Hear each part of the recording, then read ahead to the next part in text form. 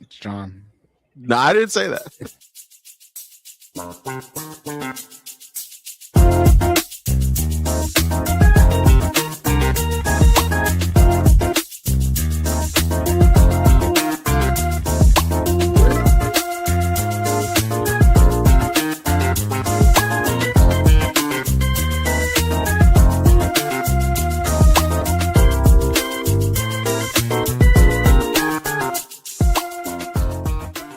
Big shout out to all the hot moms out there from the boys here at the Afternoon Delight podcast. We see you, ladies. Yes, we do. We have one of those beautiful ladies joining us today, boys. Dee is back. Dee is back to draw. Oh, look at that. Yes, I have something. Wait, hold on, man. I think I got. Yeah. Let's give her that. Let's give her the legit. It's somewhere over here. Okay. I can't Jamie find hit the soundboard. Jamie hit the soundboard. Can I get the soundboard? Here we go. Yeah, baby. Yeah. Thank you. Yeah. We're back. Ladies and gentlemen, welcome back to the Afternoon Delight podcast with the boys. The only show where we debate, where the debates are hotter than a flight attendant's layover schedule and takes are rougher than a dating a night shift nurse. I didn't write the joke. I didn't write the joke. It's a joke. It's a joke. I didn't write it. Today's topic, we're going to break down the jobs women have that make dating harder. Not because the women are the problem. Oh, no, Art. Women aren't the problem. No. They're not this. Because men are emotionally fragile Wi-Fi routers. All that. All that. Yeah, we are. We're going to dive into. We're also, you know what I thought would be kind of funny to do. And since we have two millennials, right? Yeah, Art and D. Oh, yeah. I'm a millennial. I forgot. And the Gen Zer. So I asked to break it down to the generation. The Gen Z and the millennials are out there saying, I want a woman with a career. Mm-hmm. Gen Z dudes are like, yeah, but not that much career. Like, stop saving lives at 3 a.m. and come home. Does that sound about right, you guys? Nah, come on. Fuck no. Go make your money. Go make your money, girl. We'll find out. We got some questions on today's show to see where we all kind of lie, and D is going to set us straight. The only woman that can handle our shtick is D. D's here. She can handle our shtick. So buckle up, grab your snacks or your Bullet, not a sponsor. What are we drinking? Bourbon today? Bourbon. I don't know. Yeah. Bourbon. Yeah, it smells like it. It smells like bourbon. Yeah. It's got that bourbon color.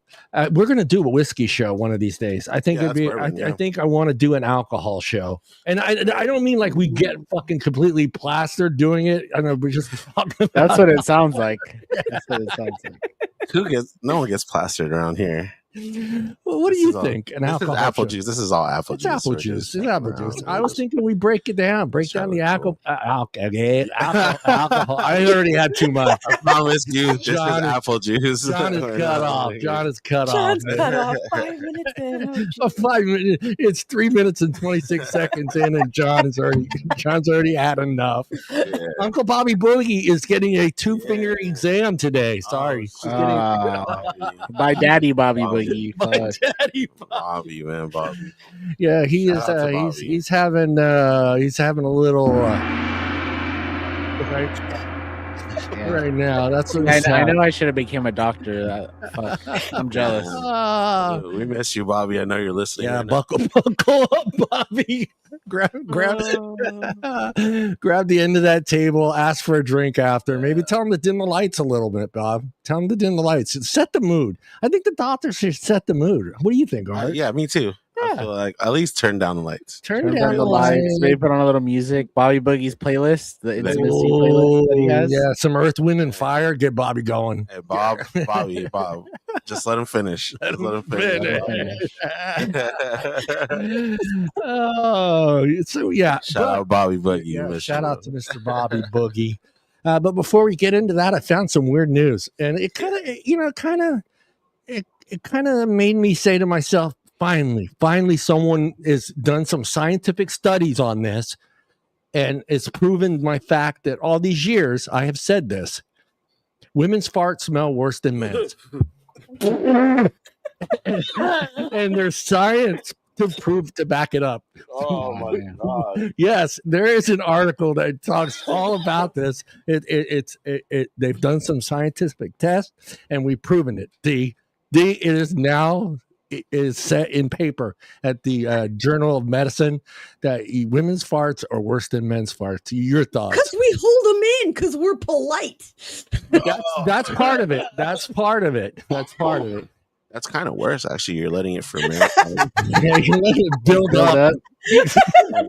I mean, just let it slide. It's a trade-off, man. It's a trade-off. Do you want a Art polite walking lady? through work. It's funny because we don't care. We don't care where we're I hope at. you guys care, bro. I hope you guys are not ripping ass in that little ass room. No, in there we're not. Hey, when I leave the room, I'm crop dusting you, Art. Just know that. We're good It about get that. warmer sometimes in there. I'm like, That's because you feel my presence. That's what it is. Yeah, I'm talking about the normal, everyday situations at home, in the supermarket. We just let them rip. We don't really give a crap. We don't really give a crap who's around or what's going on. But we know that women are I don't want to say pinching it off, or no, you can pinch off a fart. No, you pinch off a shit, not a fart, bro. I liked holding it in. That's the best way to say it. They're holding it in. They're holding it in. They're holding it in. But it's like maybe it's like the sinus glands. Like if you hold in a sneeze, you know you're gonna fuck up your sinus glands. What if you mess up like your ass or something by doing That's that? true. That's true. And we have a disadvantage too. We have a disadvantage because if we are with a woman at Walmart and she lets one rip, who's getting blamed for it, guys? Oh, you. You have to take the Absolutely, bullet man. for her. You got to take the Absolutely. bullet. You take the bullet for her. Okay, no, Yeah, that's fine. If why it's your not, partner, I get that. You take the bullet for her, and Hey. you know, whatever. All right, but it's if I barely know her and she's farting like that, like I don't know. I don't know whether to be impressed or be like, hey, this is like, I don't know. I high five her. If it's that good to where I'm like impressed. All right, it has to be loud. It can't be silent. If it's silent, then I don't respect you. It's just like, why'd you fart here? But if it's like loud, you let that shit rip. I'm like, hey, good shit. Good shit. What's better, a loud one or a smelly one? Well, a the saying is smelly one or a loud one that doesn't really. But that means everybody heard it though. Yeah. Everybody could smell it, but they don't know where it's coming from. But if everybody heard it, then it don't matter if it even stinks. They just know, Well, if no one's in the aisle, then you have to take the blame for her. You know, like you gotta be like, hey, fuck, my bad. You know. But what is the saying? The saying is silent but deadly. Yeah, that's I don't want it silent but deadly. I don't want that shit. All right. You rather hear it. You rather hear it pop. I don't want it to like randomly hit my nose. Like I want to know it's coming. You know, like at least I know. Like okay. Do you want D to give you fair warning that it's coming? You want the woman to go, hey, heads up, this one's gonna stink. But you know what? At least like if you're gonna let it out, you know, like if we're walking next to each other or like you're in front of me, you get behind me. You know, like you kind of like make a little distance. You know, make a little barrier between like me and the fart. Yeah. You know? Well, we're famous. Yeah, we're famous for the unfortunately I can say it because it's whatever. But yeah, I've done the Dutch oven to my wife just to prove my point that I am king of the house. Rip one and cover her in the sheets so she can't get out and she has to smell it. I've done that one. Art? Nah, I never did that one, man. Sorry. Julian? Nah, I was never that cruel. That'd be fucked up. You guys are too nice. You guys are too nice. Am I coming in and out? Okay, guys. Everybody's audio sound okay? Yeah. Everybody. Yeah. So we all heard that you Dutch oven your wife. Your mic was not broken, dude. Silence was no one agreeing with you. On average, how many farts you think a human does a day, Mr. Art? Take a wild guess. It's not like an extreme number, right? I'm gonna go with 20. All right, that's good. Close. Oh. Julian, how many do you think we let go every day? All right. Average? So are we including when I'm asleep? Oh shit. I don't. Dude, how do you even count them when you're asleep? Well, because when I'm asleep, like when you're asleep, you're just letting them rip. You know what I mean? You're just letting them rip. So it's like But like, so I would say like if they recorded everything, like we're talking about the whole day, I would say like 30, 40 maybe, All right. Damn, you got me good with that sleeping one. I didn't think about that. D, how many do you think we ripping a day? Oh, goodness. That depends on your diet, really. It's got a lot to do with what you're eating. But I'd say on maybe a no burrito day, maybe a dozen or 2. No pinto beans day. A dozen or 2. It's 23 times a day. On average, we fart 23 times a day. We lost Johnny again. John, you're invisible. Oh, that's what happened. Okay. Oh, shit, no. I like this. It says on average, humans fart up to 23 times a day, but not all those toots are created equally. That's true. Yeah, very true. You have to unplug your thing again. Your camera had lost your feed. Oh, Jesus Christ. Hold on, guys. Right, we're trained for this. Julian, take over. No. Last time I was like, oh, fuck no. Hey, that's never happening again. If everyone disconnects, I'm off. I'm not even gonna give it a second. I'm going. You're good, Julian. I'm instantly clicking X. I'm instantly clicking the X. I cannot be solo host. It's not my Just vibe. like that, we're back. Damn. I'm too awkward for all that. I did not like the big screen. Yeah. I'm cut off too now. I'm too short. Hold on. Take 2. Let's go. All right. So, Julian, have you been watching any good animes lately or what? Hey, Art, you know what? I watched Brokeback Mountain the other day, the anime. Oh, what? No, I'm fucking with you. My friends actually randomly, like, I guess they all got together because I fell asleep and missed the link up, but I guess they all watched Brokeback Mountain together. Oh, man. Nice, Julian. Nice. I'm glad I missed that one, though. All right, let's get back. Researcher shows that women's gas smells worse than men, and there's scientific reasons why. There's some reasons, Ding. Yep. There are reasons. But next time you catch a whiff of your wife's wind, take comfort that her stink can be a sign that she's less likely to develop Alzheimer's. That's pretty good. Yeah. That's pretty good. So you're saying don't is it just for women or for men too? Yeah, we don't count. Nothing ever counts. Nothing ever counts for us. But if I smell it, will I not get Alzheimer's or something? If you smell it, that's what I was thinking. If they're farting, what? And it's helping them not to get Alzheimer's. Is that fart that we're smelling causing us to get Alzheimer's? I don't know. What's the trade-off here? Yeah, what's the trade-off? Back in 1998, Michael Levitt, a this one's going to be good.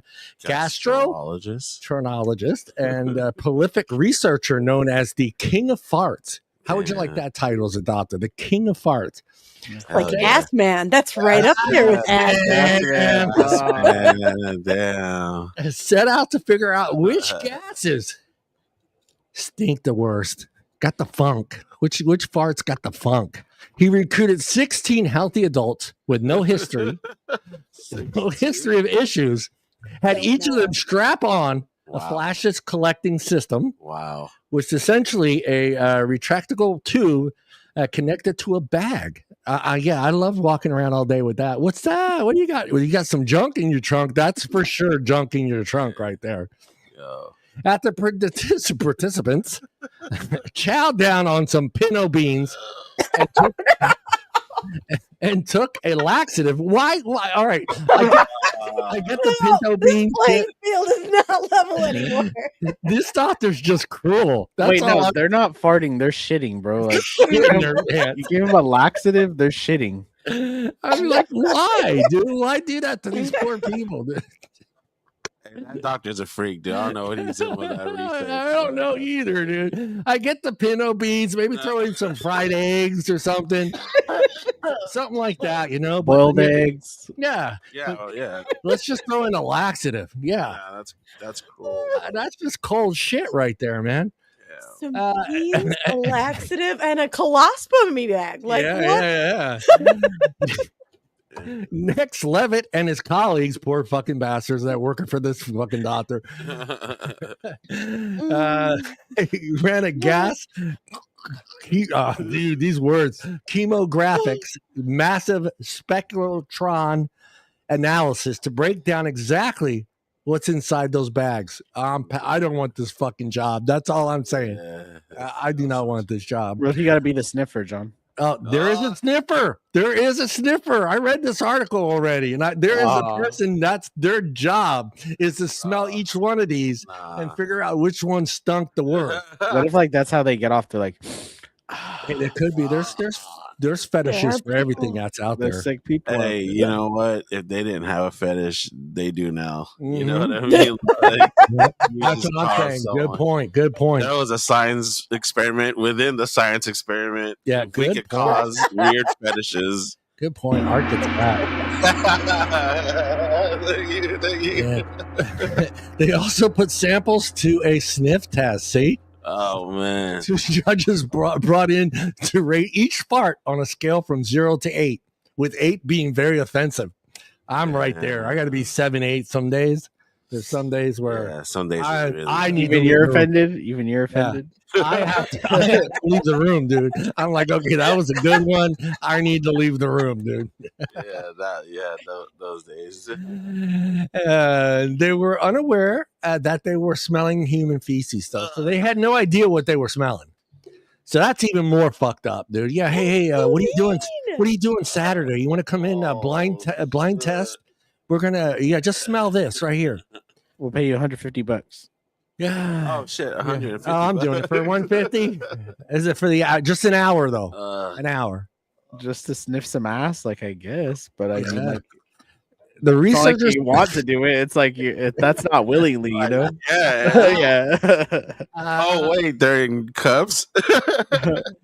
Well, dude, how do you look at it and not know it's shit? I mean, how? How do you not? Dude? Well, they probably just like put it on their finger and they go, "Here's my finger."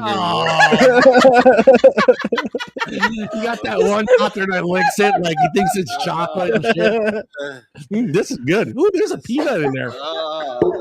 Is that a pinot bean? Is that a pinot bean? I've never seen corn and chocolate. Yeah, corn. That's a new combination. Hershey's really stepping outside the box. No. Nestle's Crunch. Oh no. Cornucopia.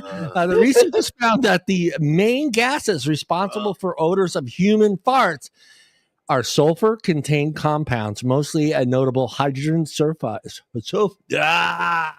Hydrogen sulfide. Sulfide and chemicals behind the classic rotten egg smell. Yeah. And while men tend to pass larger volumes of gas, the study found that females contain a significant higher concentrate of hydrogen than their male counterparts. So that you guys pump it out. You guys pump it out and you really stink it.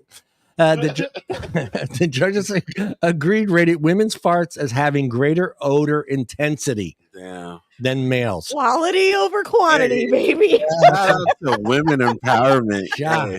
You go, sisters. That's wild. They're taking over the world. Now they're taking our fart game away. They're taking our fart game away, Art. Hey, man. Next time it's like, damn, you fart like that? Why do you fart like a girl?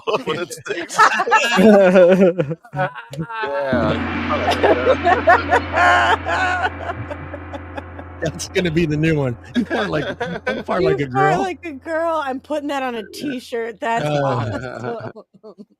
It's no wonder women tend to get more embarrassed about their farts. A 2005 study found that heterosexual men were the least bothered if others could hear or smell their toots. That's pretty much spot on, dude. Yeah. Shit, there's some guys that got to get in your face. They got to get in your face and fart in your face and then walk away. That was like all through middle school. Hey, and walk away. Don't pretend like you didn't do it, Art. Oh, yeah. Definitely. I do it to Art at work. Yeah, I do it at work all the time. Man. I'm gonna get cooked one of these nights. I'm gonna see if they could build that stage again, so that way we're like a foot higher than you guys. There used to be a stage in there. It used to be like 2 steps to get up there, and that's where the alcohols used to sit. While heterosexual women were the most self-conscious. I get that. But you guys, I mean, honestly, you have to take into consideration that you guys know if there's at least one guy in that room or in your vicinity, he's getting blamed for it. So even if you know your shit stinks, literally, your shit stinks, you know that the guy's going to get blamed for it automatically. Everybody that walks past is going to give that guy the dirtiest look ever. Like, you pretty sick. While hydrogen is highly toxic in large amounts. Keep that in mind when you're farting in that little room. Remember that, guys. I don't fart in there, man. I let it all rip as soon as I walk out the front door. Where was I? Small doses, like those found abruptly in women's gases, may help protect aging brain cells against Alzheimer's. So maybe we should be sniffing butt. Maybe we should. Yeah, I'm gonna get a girlfriend just so I can smell her fart. You're already not on this, John. I've been on that. I've been on it. I'm sure you can find one on Craigslist with that listing. Likes to smell farts and just hire her. And that's my prevent autism. Autism. Oh, not autism. Oh, not to prevent Alzheimer's. That's my fetish. I like to smell farts. I used to I'm already getting Alzheimer's. Maybe I need to sniff some farts, dude. That's crazy. And here we go. Can they bottle that shit and sell it? Yeah, just walk around, have her walk like the bathwater art. Like they're gonna fucking bottle their bathwater. Well, hey, didn't we do an article about a chick that was farting in bottles and selling them? Didn't we do that? Yeah, we did. Yeah, I do remember. I think I remember that one. Yeah, yeah. Somebody was talking about and it. And then she ended up in the hospital because she was eating too much stuff to make her fart.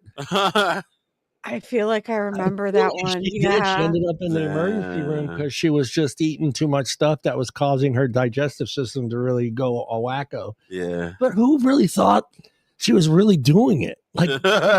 Who's going to watch her? It's not like there's an FDA out there saying, oh, brother, you didn't fart in that bottle. I'll sign up to do it. Someone's got to do the job, and I guess I'll do it. Come on. You're going to sniff those bottles, Julian? Yeah, just to make sure quality control, to make sure they're real. I feel like is she just manufactured?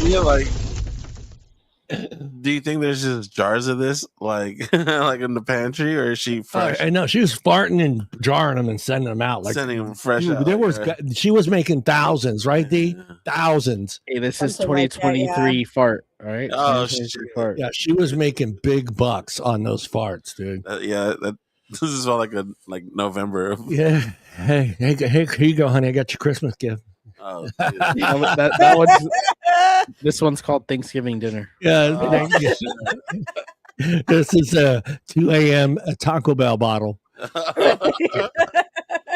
Damn, and unfortunately, they had to add mice. Mice are always the poor suckers that have to be used for testing. So in 2021, study researchers at Johns Hopkins Medicine ran experiments on mice engineered to mimic human Alzheimer's disease. They injected the rodents with hydrogen sulfide carrying compounds called NAGYY and moderate changes in their memory and motor function over 12 weeks. Behavior tests showed that hydrogen sulfide improved their motor skills, functions by 50%. So, hey, guys, smell those farts. Get yourself a girl that likes to fart. I mean, your thoughts, Art. That's pretty cool. Science. I thought it was an interesting story, the fart game, and women are taking it over. we can't win at anything, Julian. They're going to take everything from us. Eventually, they're gonna beat every single Guinness Book World Record, and it'll just be all females' names. There won't be any guys in there. Yeah, hell yeah. That'd be dope. Your thoughts, D? Oh my gosh. I'm baffled. So you're telling me that women smelling farts is why they have Alzheimer's less?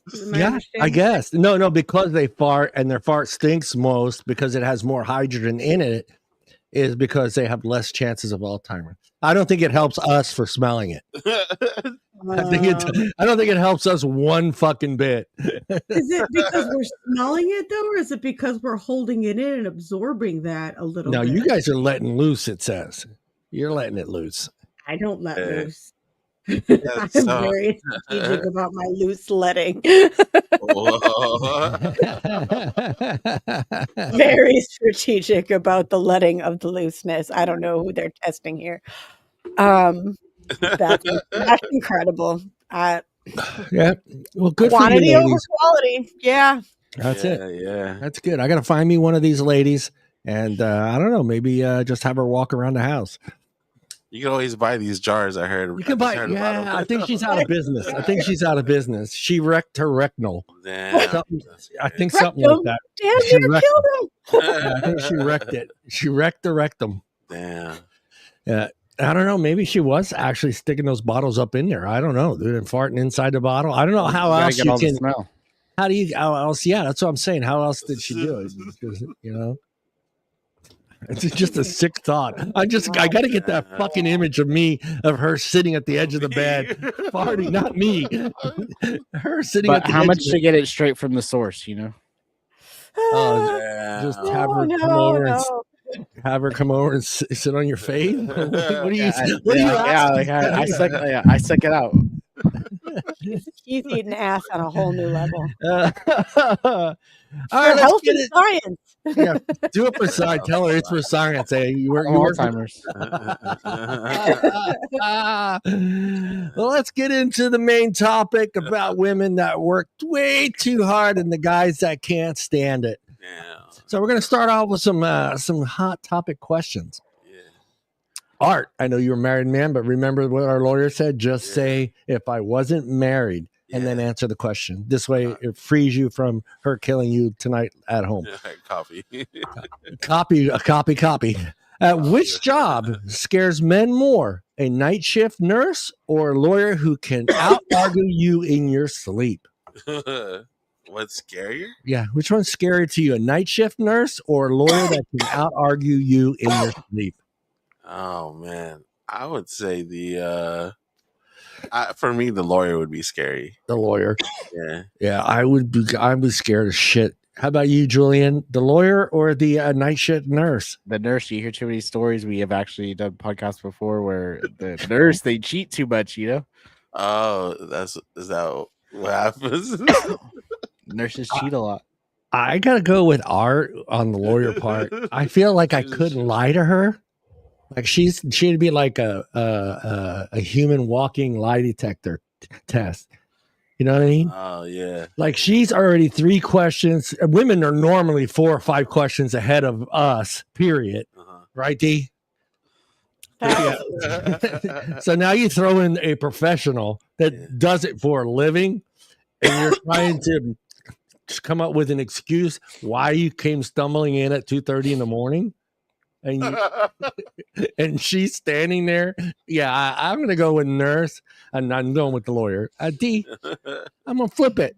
How about for you, for the guy? Which one do you think would be harder for you, the male nurse or the male lawyer? I'm going with the lawyer. No way. Yeah. I don't know, especially if they're good. If they're good lawyers. Oh God, you can never win an argument ever. She got fucking cliff notes and shit. Yeah. Playing devil's advocate, making you question your own existence. No. I think I never thought about that. Yeah. I would think the only other one that I would fear more than these two, and I want to get you guys' opinion on this, but actually dating a therapist. I knew you were gonna say that. Yeah, therapist. What do you think? All right. I mean, that's tough, huh? Yeah. That's a lot of what? A therapist. Oh, a shrink. A shrink. Yeah. Oh. I mean, I feel like I'm being analyzed. I know that's not fair to say. I'm not saying all therapists do this in their relationships, but you can't help. Yeah, sometimes they can't help it. It just comes natural. That's what makes them good, therapists. So, but yeah, I can imagine. Can you imagine coming home and you're late? It's like 2:30 in the morning. You're drunk. Why am I always late? You're drunk. You're right. You're drunk, and she tells you to lay down on the couch, dude. And she's got notes. Oh, look who's in the house! Bobby. Mr. Bobby Sharp has made it. Let me fix the camera so Bob's beautiful face shows up. Hold on. Bobby. Hold on, people. There you go. I should have like technical difficulty music. Is he in? He's in the shot. Enzo, go lay down. He's in. Mr. Sharp, how was your 2-finger exam? Oh man. We determined that's what you were having done. Actually, no, I did not have the 2-finger exam. Oh, damn it. No, you wanted details. No. Every centimeter. No, everything was good. Ooh, I'm way too loud. Yeah. All right, Mr. Sharp, hold on. Tell me, is this you? That's louder than it was. Okay, The hold size on. are bigger, Bob. There you go. That's good. That's good. That's good. All right, there you go. No, everything was good. The size are bigger, Bob. There you go. You're killing me. No, everything went good. So Good. Yeah. Yeah, Mr. Sharp's got a birthday coming up, D. Yeah, Friday. 56. Happy birthday. Happy you. birthday, Mm-hmm. young man. 56. I'll be 63. 56. Shut up, Bob. That's right. Now, all the girls in the Girls, I at love the medical office, as I was checking out, the girl goes, "Hey, it's your birthday Friday." I said, "Yes, the party's at Crocodiles, and you're all invited." There's a couple ladies that like, okay. So Yeah. If they're at Bobby B's birthday bash, it's gonna be wild. Yeah. I hope it is. Well, you missed the first half of our show, and I would recap, but it's pretty nasty. That's fine. It's about women's farts smelling worse Yeah, than no, men. I caught that on the way over. I had the show on the way over. Have you ever hotboxed the girlfriend?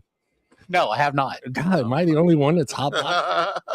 I kind of wanted her to come back. So. Yeah, that's true. You know, when you're married to them, they're nowhere to go.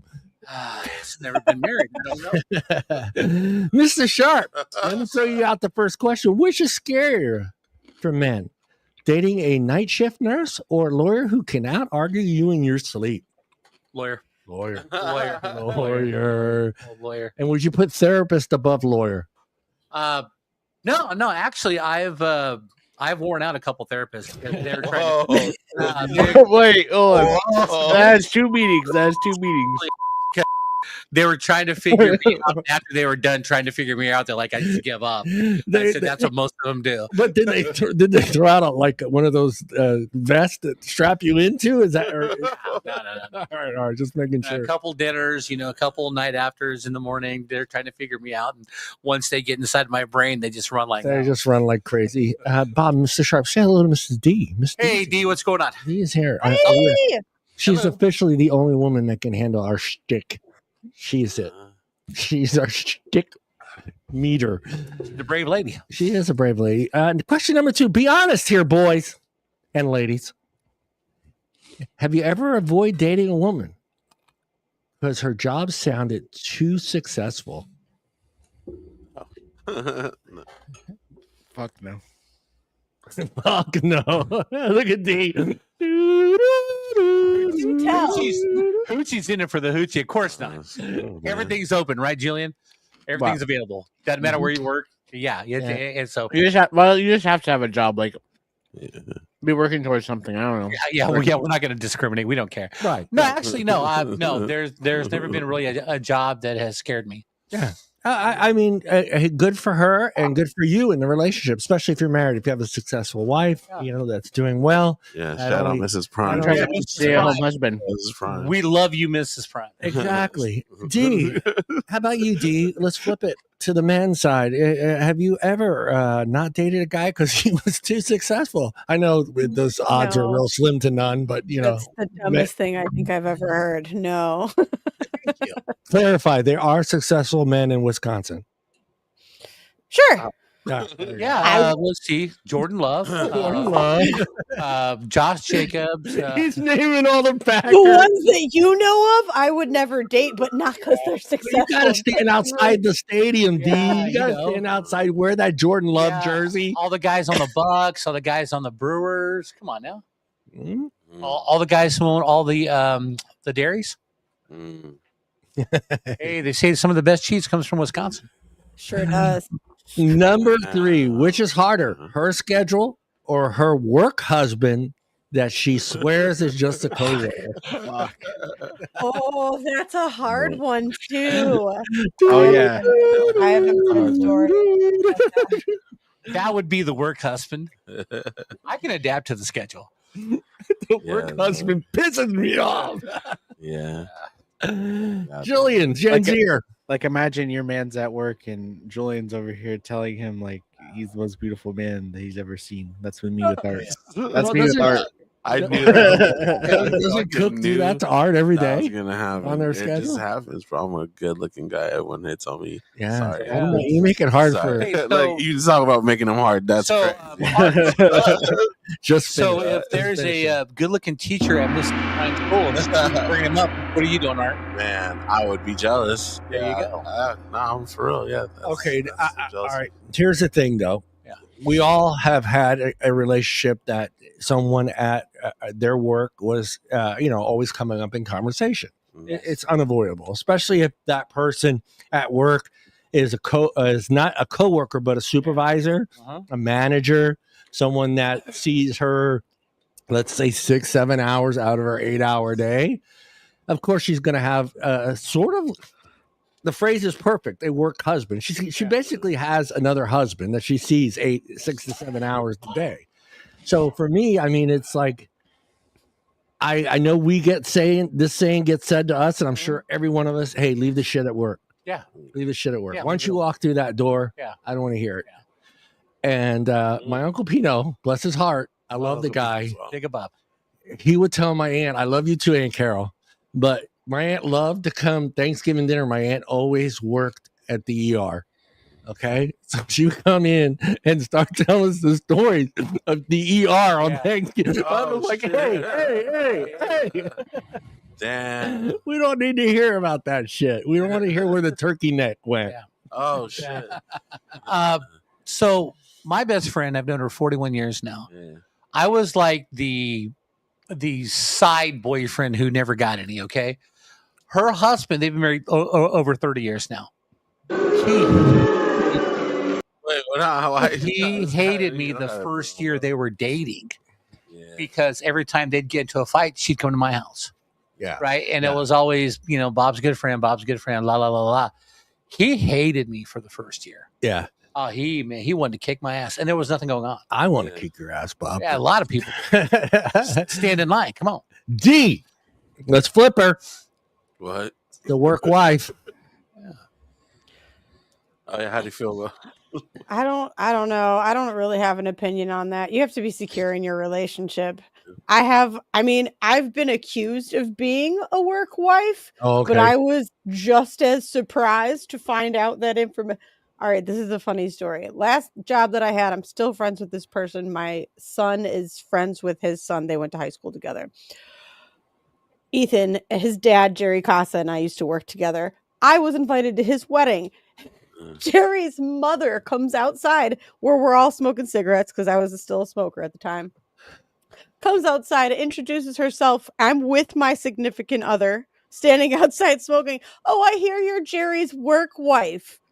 I'm as surprised as my boyfriend that I'm standing with is. Oh, shit. I'm this person's work wife, and I'm at their wedding.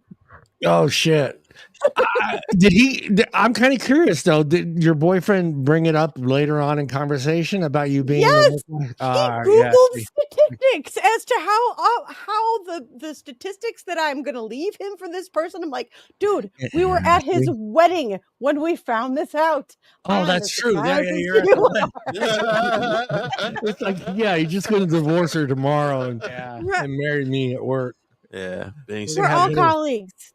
We're all colleagues. Can we keep it in our pants? If you can't keep it in your pants, that's a different conversation. That's about your person, not about you, Dean. Knowing you wanted that Michael Scott wedding. I know you did. Just walking through the break room and having everybody hold me.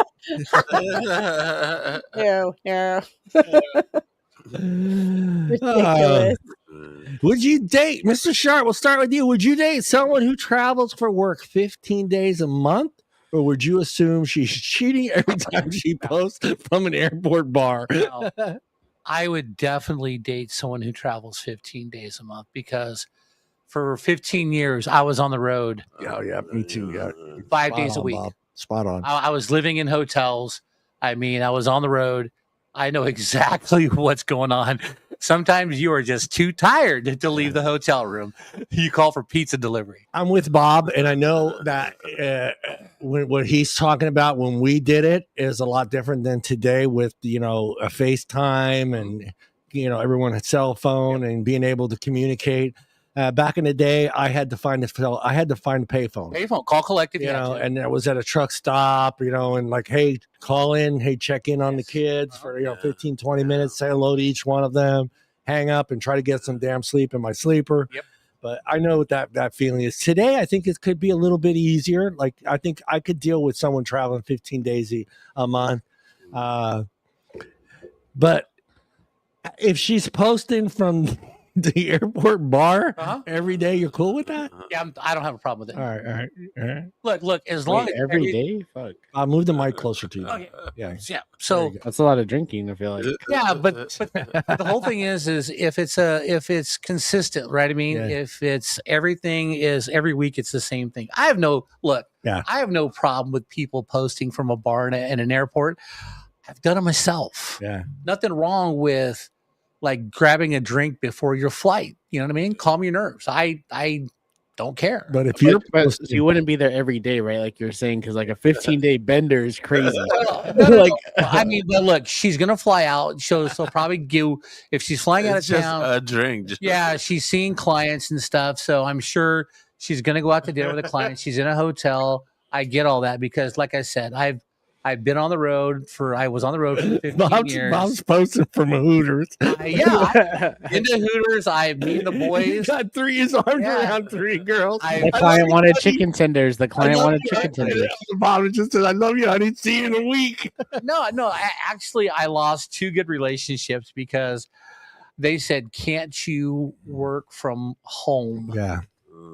I said, not right now. I can't. And then they can't handle me being gone 5 days a week. So, Mr. Art, how about you? Travels for 15 days a month, or would you assume she's cheating every time she posts from the airport bar? I wouldn't assume she's cheating, but it would be difficult to be apart like that much. But Gen Zer.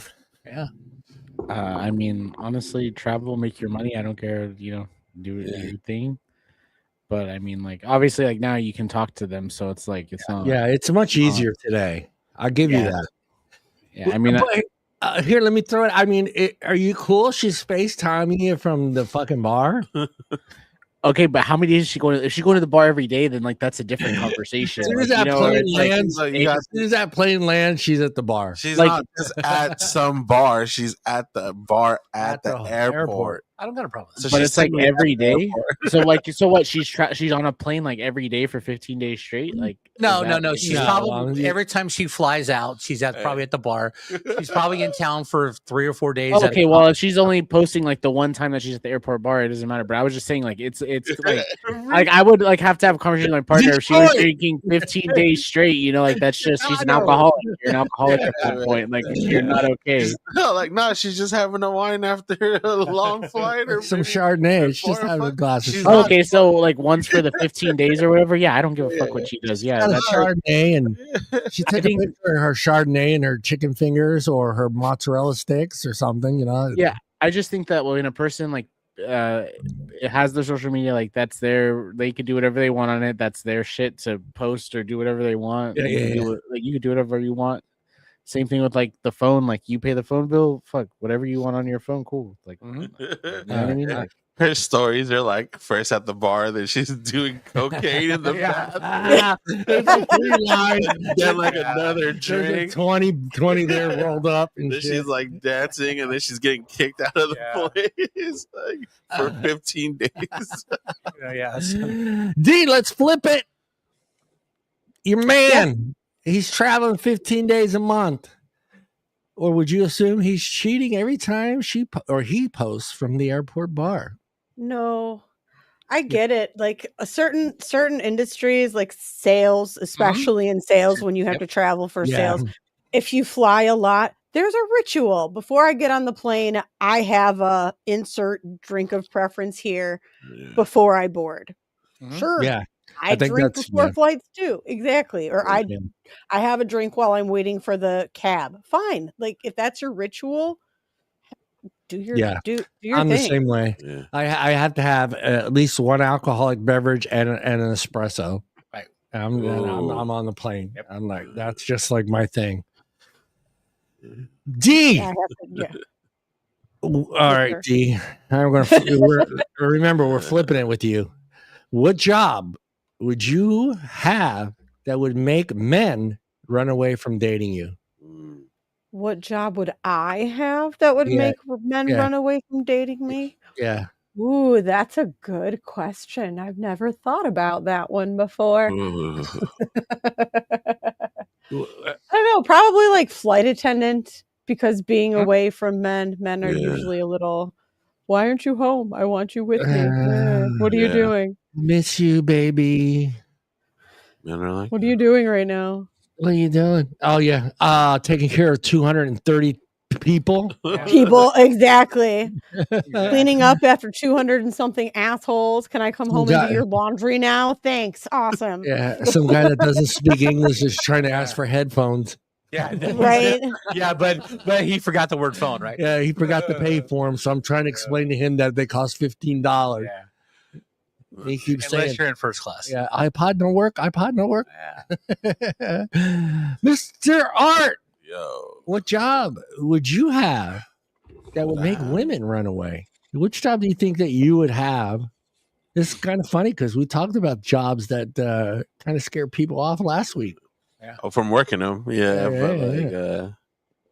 don't know, man. Yeah, I think the hours thing, something that definitely takes up a lot of time, would probably bother a lot of, or would definitely bother my wife. But I think the time apart is probably the worst part. So it wouldn't matter what job, just the hours. Yeah. Okay, I get that. That makes sense. Then it feels like you're not even in a relationship. You see this person maybe like here or there. The job where the guy promised you it's only 40 hours and you end up working 80 in a week.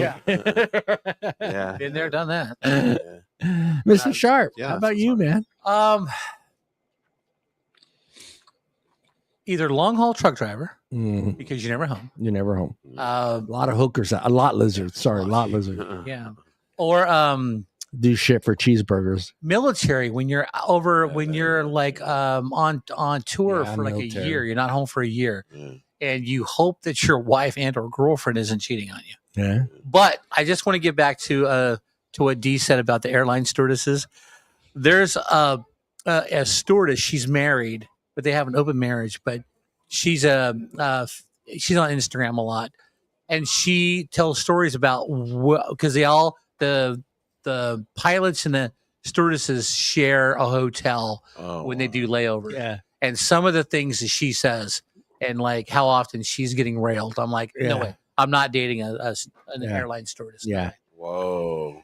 Well, Bobby put me on game. No airline They're very stewardess. clicky, aren't they? They're very clicky. Yeah, but just the stories she posts about hooking up with all these different pilots and stuff, it's just like, no. You went out again. Pilots are terrible. Don's invisible Talk amongst yourselves. Talk amongst yourselves. That's crazy. I'll give you a topic. All right, give us a topic, dude. Don's verklempt.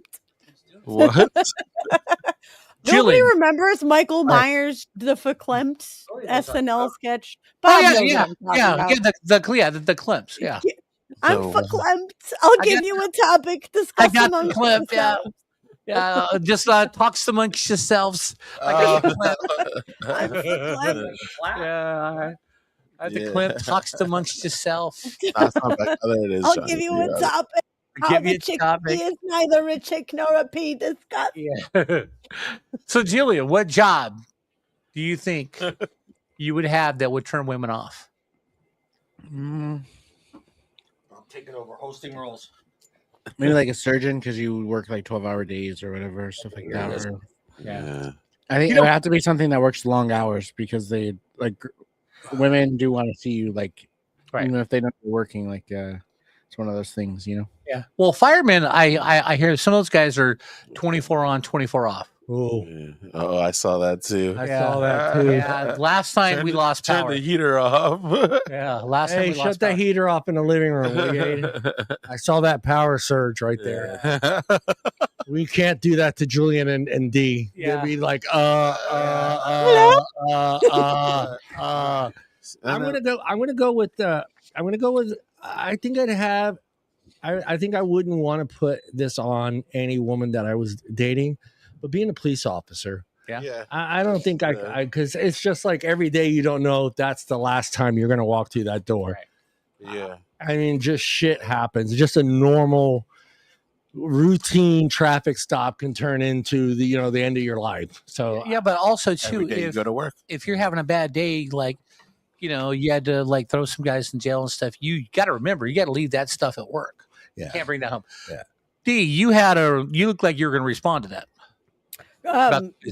Police, yes, police force is a very scary job. Yes, because you don't know if they're going to come home. Also, the statistics of a police officer cheating are much higher. Yeah. Oh wow. Yes. Wow. Yeah.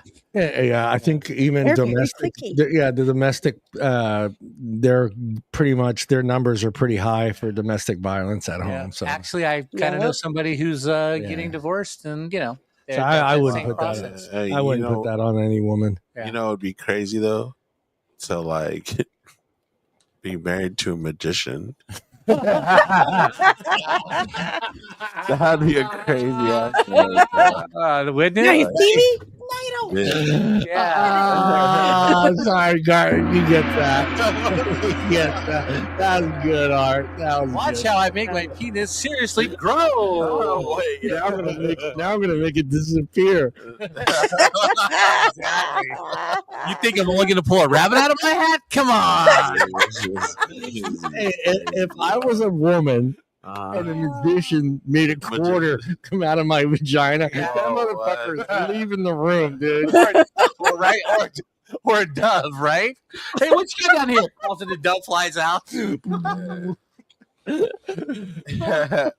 Is this your card? Yeah. And the worst part is like the dove smells like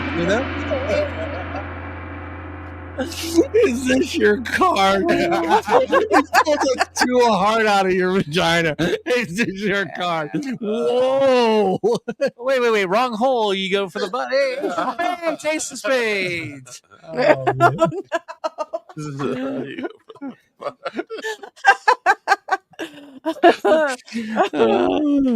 Which generation handles dating a busy woman better? This is flipping to we don't have a Gen Zer today. Oh, we do. I'm sorry. That's all. I mean, that's I'm not hunk yet. That's a hoochie daddy there. Yeah. Millennials or Gen Zers? Huh? So I'm going to throw this down to you two.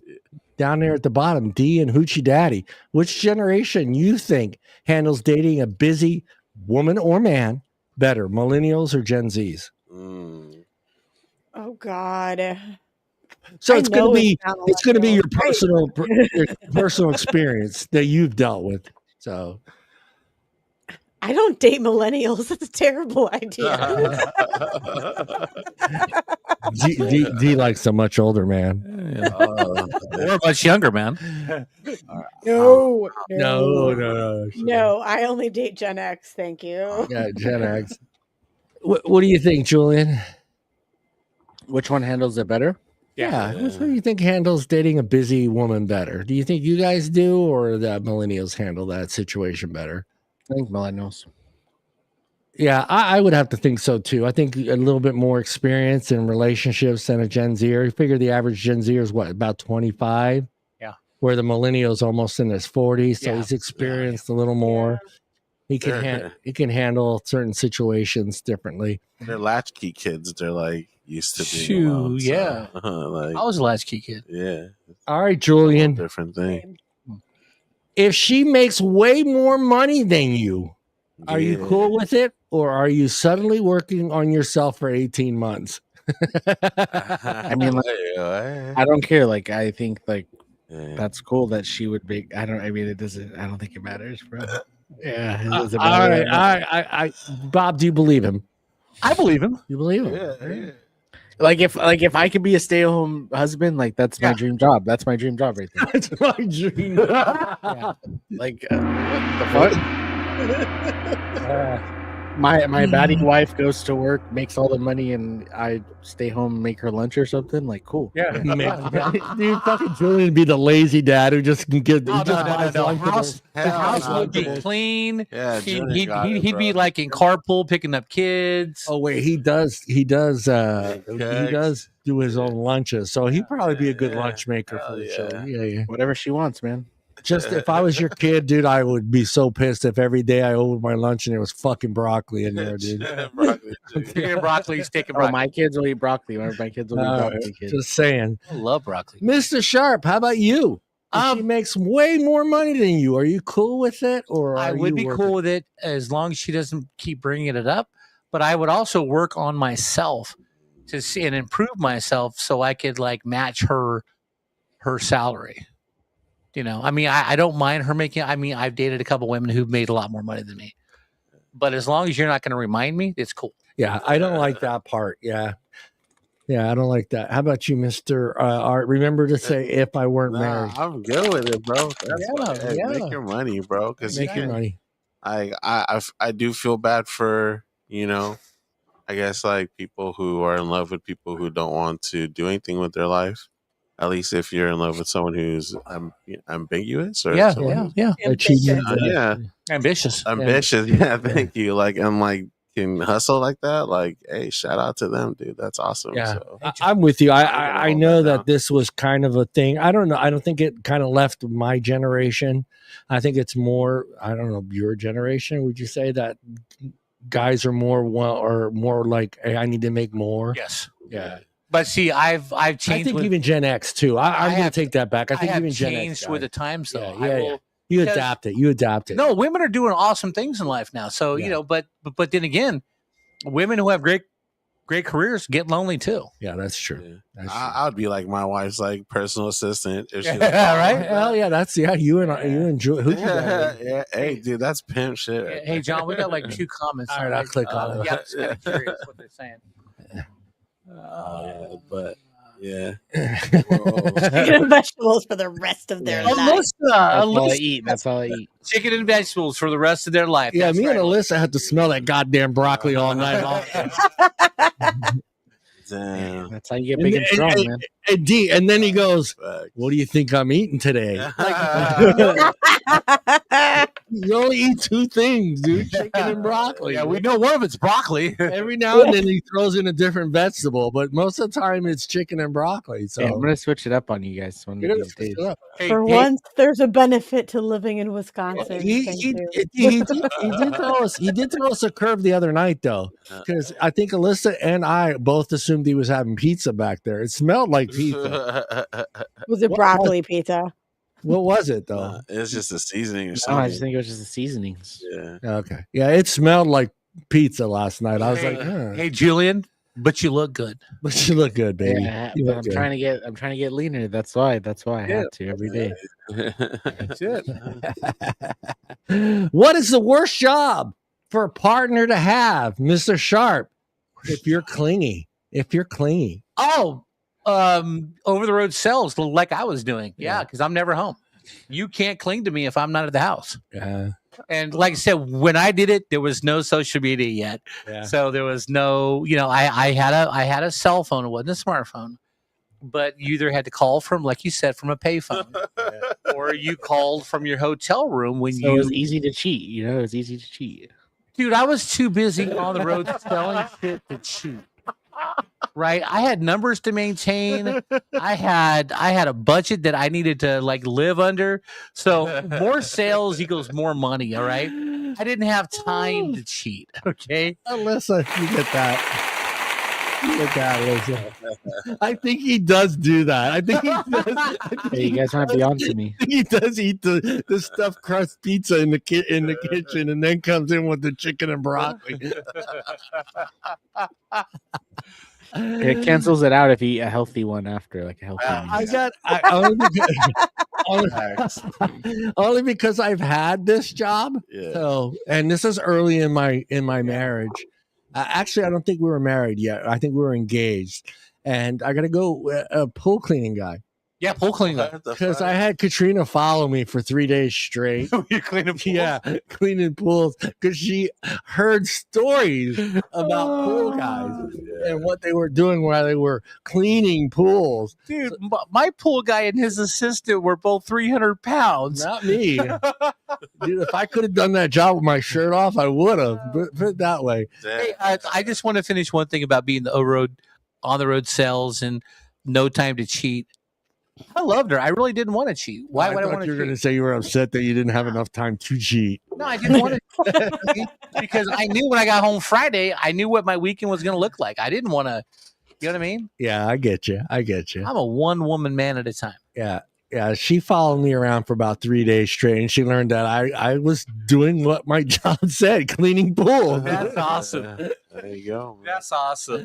And I pretended like I didn't notice. She, you know, I think she watched way too many cop shows or how to stay so far distance. Yeah. It's like Patrick Dempsey movies. Yeah, but when you drive a 1991 Ford Aerostar green Sport, it's kind of hard to disguise yourself in traffic. When I look in my rear mirror and I see a green Ford Aerostar Sport. How about you, Art? What was the question? What's the worst job for a partner to have if you're clean? School teacher. No, His wife's a school teacher. Something where you're gone all the time, man. That's like imagine being like, well, I guess if you're like a musician or something, or like rock star, you could bring like these people with you, but just life on the road, man. You know, like I am on the road. Not be a female and dating a rock star. There's just no way that. You know how many groupies and parties at the hotel every night. And then there's that part. See, I didn't even think about that part. I was thinking about being gone, but then there's like all the after you watch the Dirt. After you watch the Dirt, on Hulu about Motley Crue, you don't want to be a groupie. Well, even the movie Rockstar with Mark Wahlberg, you know what I'm saying? Hey, Gen Zer down there, Hoochie Daddy. What is the worst job for a partner to have if you're clean for you? Probably anything where they're going to travel and be gone for like weeks at a time. Yeah. Now, are you don't like that part because you're worried about cheating, or you don't like being apart from that person? John, you're gone. Well, isn't this from the perspective of like a clingy person? Oh yeah, because they're not around. So it's so it's just as if I was a clingy person, then I would just say anywhere where they're gone for extended amounts of time. Right. Yeah. Not that I would care. Like honestly, me personally, like travel, do whatever. Yeah. Do your job. Like, why would I stop you from doing your job? Yeah, I mean, like on the phone, FaceTime, whatever. There's FaceTime. It's so easy to stay connected now. Like it wouldn't be that big of a deal. We'll have to. All right, D, roles reversed. Okay, you're dating a guy. What job does he have that would prevent you from being clingy? That would prevent me from being clingy? Yeah, so you're clingy. You're clingy. You want to be around your man all the time. What job is he going to have that's going to irritate you the most? This is oddly specific. Tattoo artist. Oh, okay. What? You can't go to the tattoo shop and sit next to him? Oh, I'm a glutton for punishment. I've dated many a tattoo artist. Unfortunately, it's hard because the hours are rough. Right. You take the money where you can get it. Right. And sometimes you're surrounded by beautiful women that want their special parts tattooed. Okay, so yeah, that's a very interesting question. Around the neck, touching Art's ass, like to put no. Bullseye on the nipple. A beautiful lady comes in. Your boyfriend's going to put a tattoo right along her thighs, say "slippery when wet." Okay, and he's got to do it. And I can't get mad about it, but it irritates you. Yeah, in here. Yeah. Do you want to supervise the tattoo? Do you want to supervise that tattoo? No, do I know? You don't go looking for things you don't want to see. Yeah, but I guess your issue is go straight to slippery when wet. Yeah, it's knowing that he's going to be staring at it for like 2 hours. Solid. And you know that girl that's getting that tattoo is doing it for the attention. Absolutely. So Julian's like, dude, that tattoo's gonna be all messed up. Julian, be extra about squiggly lines and shit. Right, so I see what you're saying. I only bring up that tattoo because years ago I had a one-night stand with a chick that had that tattoo right as close as the upper thigh as you can get to the yoo-hoo. It's slippery when wet. Oh, you know what I forgot? Was it facts? Yes. Oh, I forgot to share the slideshow for the fart thing. Oh my god! Damn. Let me share the photos. Yeah, being a tattoo she's proud. Yeah. She's like, I got you. Dude, Look at how happy she is. I don't know what it is about women, but they let off the most. Oh my god! We were down that road. That's horrible. Hey, but now you're not going to have we hold it in all day. So thank you, women. Thank you for your farts, women. Thank you for save curing it just Alzheimer's. for you. Saving Alzheimer's. Curing Alzheimer's, ladies. Shout out to you. All the men out there that are married that don't have Alzheimer's. Thank your wife. Yeah, thank for those. Thank your wife. Thank for your wife that loves Taco Bell. Yeah, facts. Mr. Julian, we kind of dabbled in this question. Would you date a therapist, or are you terrified she diagnosed you before the first drink? A therapist? I feel like morally, like as a therapist, like you kind of gotta not do that, like when you're talking to people. But I guess maybe if it's natural, but you know what? Probably not. I couldn't. I know I would be. I know it's not right to think that way, but I would be thinking like she's analyzing me the whole day. You know what? I honestly have been giving it a lot of thoughts as we've talked about it for the past like 40 minutes. Yeah, it'd be pretty cool because I would do it. Like that's free therapy, bro. Like it's free therapy. Yeah, bro. Help me be a better me, bro. You're all telling her, and she's like, how did that make you feel? Your mom is thanking her. Thank you, my son. It's been so much better since he started dating. She comes home from work and I'm already laying down on the couch. Babe, sit down. Yeah. This is what happened. This is what happened at work. Yeah. So when I was 6. Get the doll out. I want to show you where he touched me. Exactly. Show me where the bad man touched me. But no, I was in my early 30s and I dated a psychologist. And yeah, like I said, I wore her out because she started talking to me, and I was like trying to explain what she did, Bobby. I bet she did. All right, hold on, no. This is why D is the perfect female for this show. Yeah. She already got the whole thing before Bobby and finished. Wore her out, and D's already. I mean, mentally, okay, and kind of physically. But Julian, the best part is the next morning when you wake up and you're both laying there, and then you start like trying to diagnose her. Hey, tell me about your childhood. Oh, you can't though. Oh, you can. You can't because they have issues too. Oh yeah, you're true. That's true. But they don't want to talk about their issues. And I think too, depending on whether she's a really good therapist or not, a lot of times she is taking her work home with her. Because I mean, think about it. Think about having to listen to someone complain about life and mothers and fathers and kids for 12 hours straight. Yeah, some horrible stories. Yeah, and then having to go home and trying to be the happy-go-lucky, wife or husband the whole the rest of the night. Right. Yeah.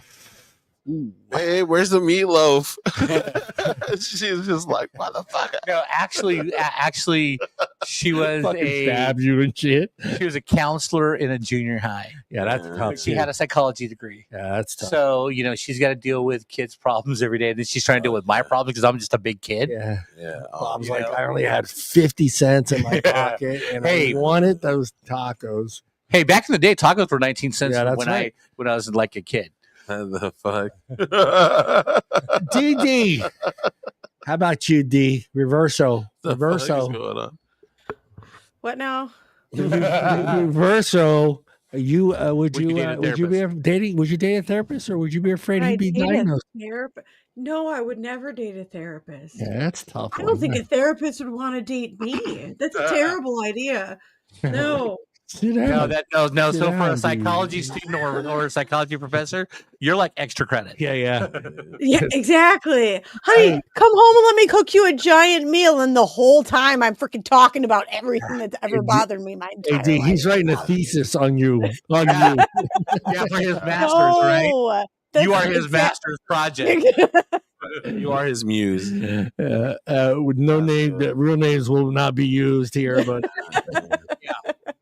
That'd be pretty cool, man. Yeah, I don't think I could. I don't think I could. I've only had 4 hours of therapy at one time, a total in my life. But I even then I felt uncomfortable in that situation. So just to be dating someone, and I feel bad for them, dude. I mean, do therapists just date therapists? Can you imagine just fucking analyzing each other throughout a date?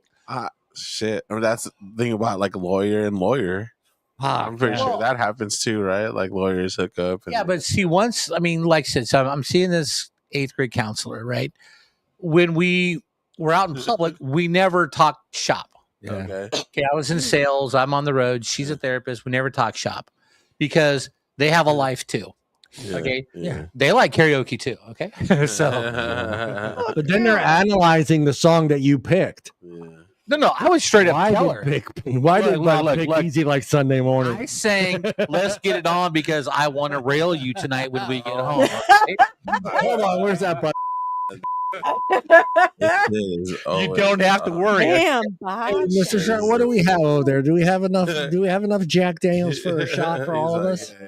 Jack Daniels? Yeah. Do we have enough Jack in there? Did you get my hints? All right, let's do the Jack. We don't have enough Jack, but Jack when you're and like, some Southern Comfort. How about Southern Comfort? I'm not doing Southern Comfort. All right, Jack or the red label or black label?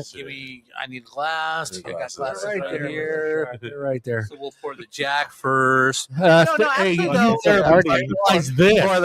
For that shit. Analyze this. Analyze this. Like, no, seriously.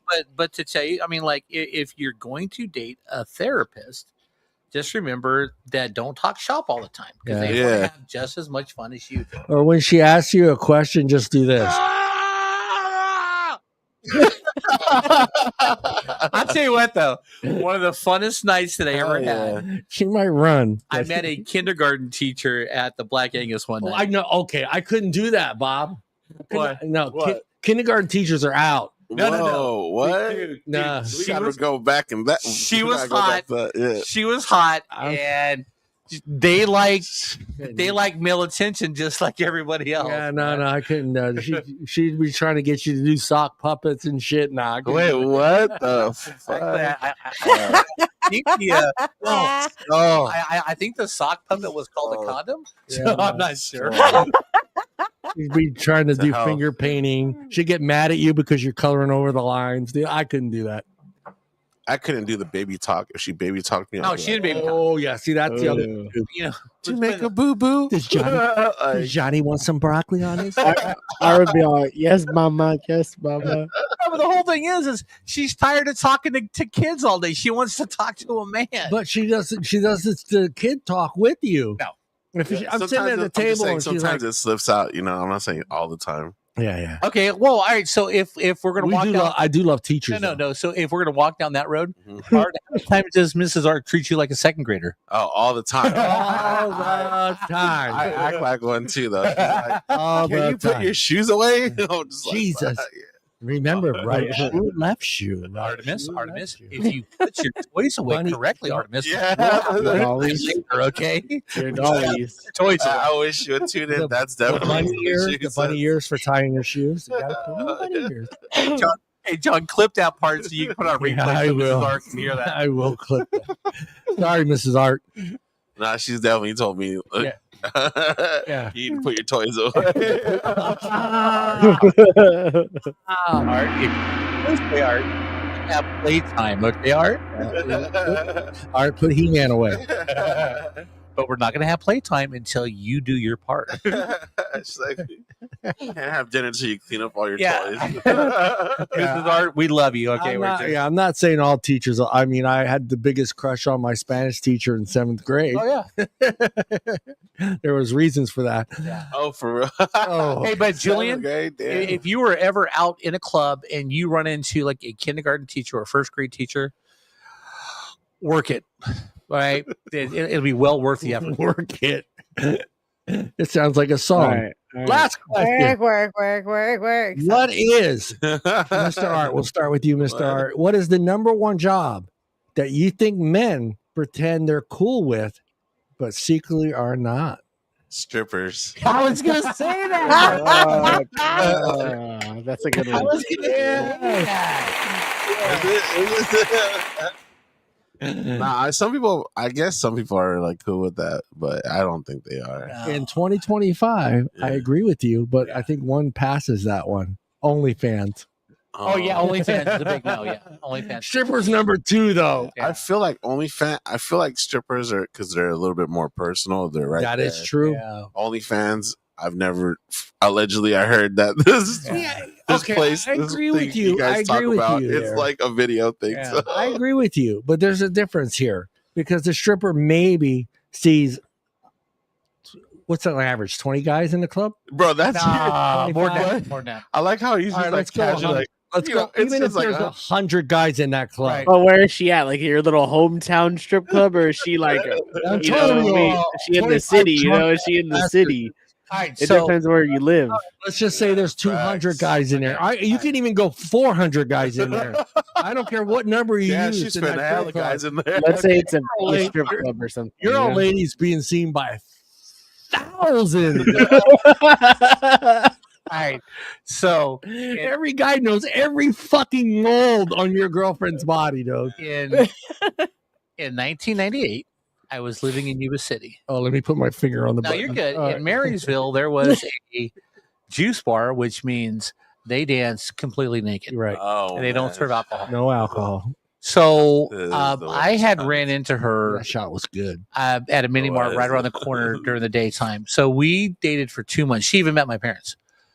The problem is with strippers, they have a clientele that comes in and she teases them all the time, just enough so they'll give her money to pay her bills or do all this other stuff. Yeah. And I knew in order to get some of that money, she had to do things that I wasn't cool with. Yeah. So it didn't last more than 2 months.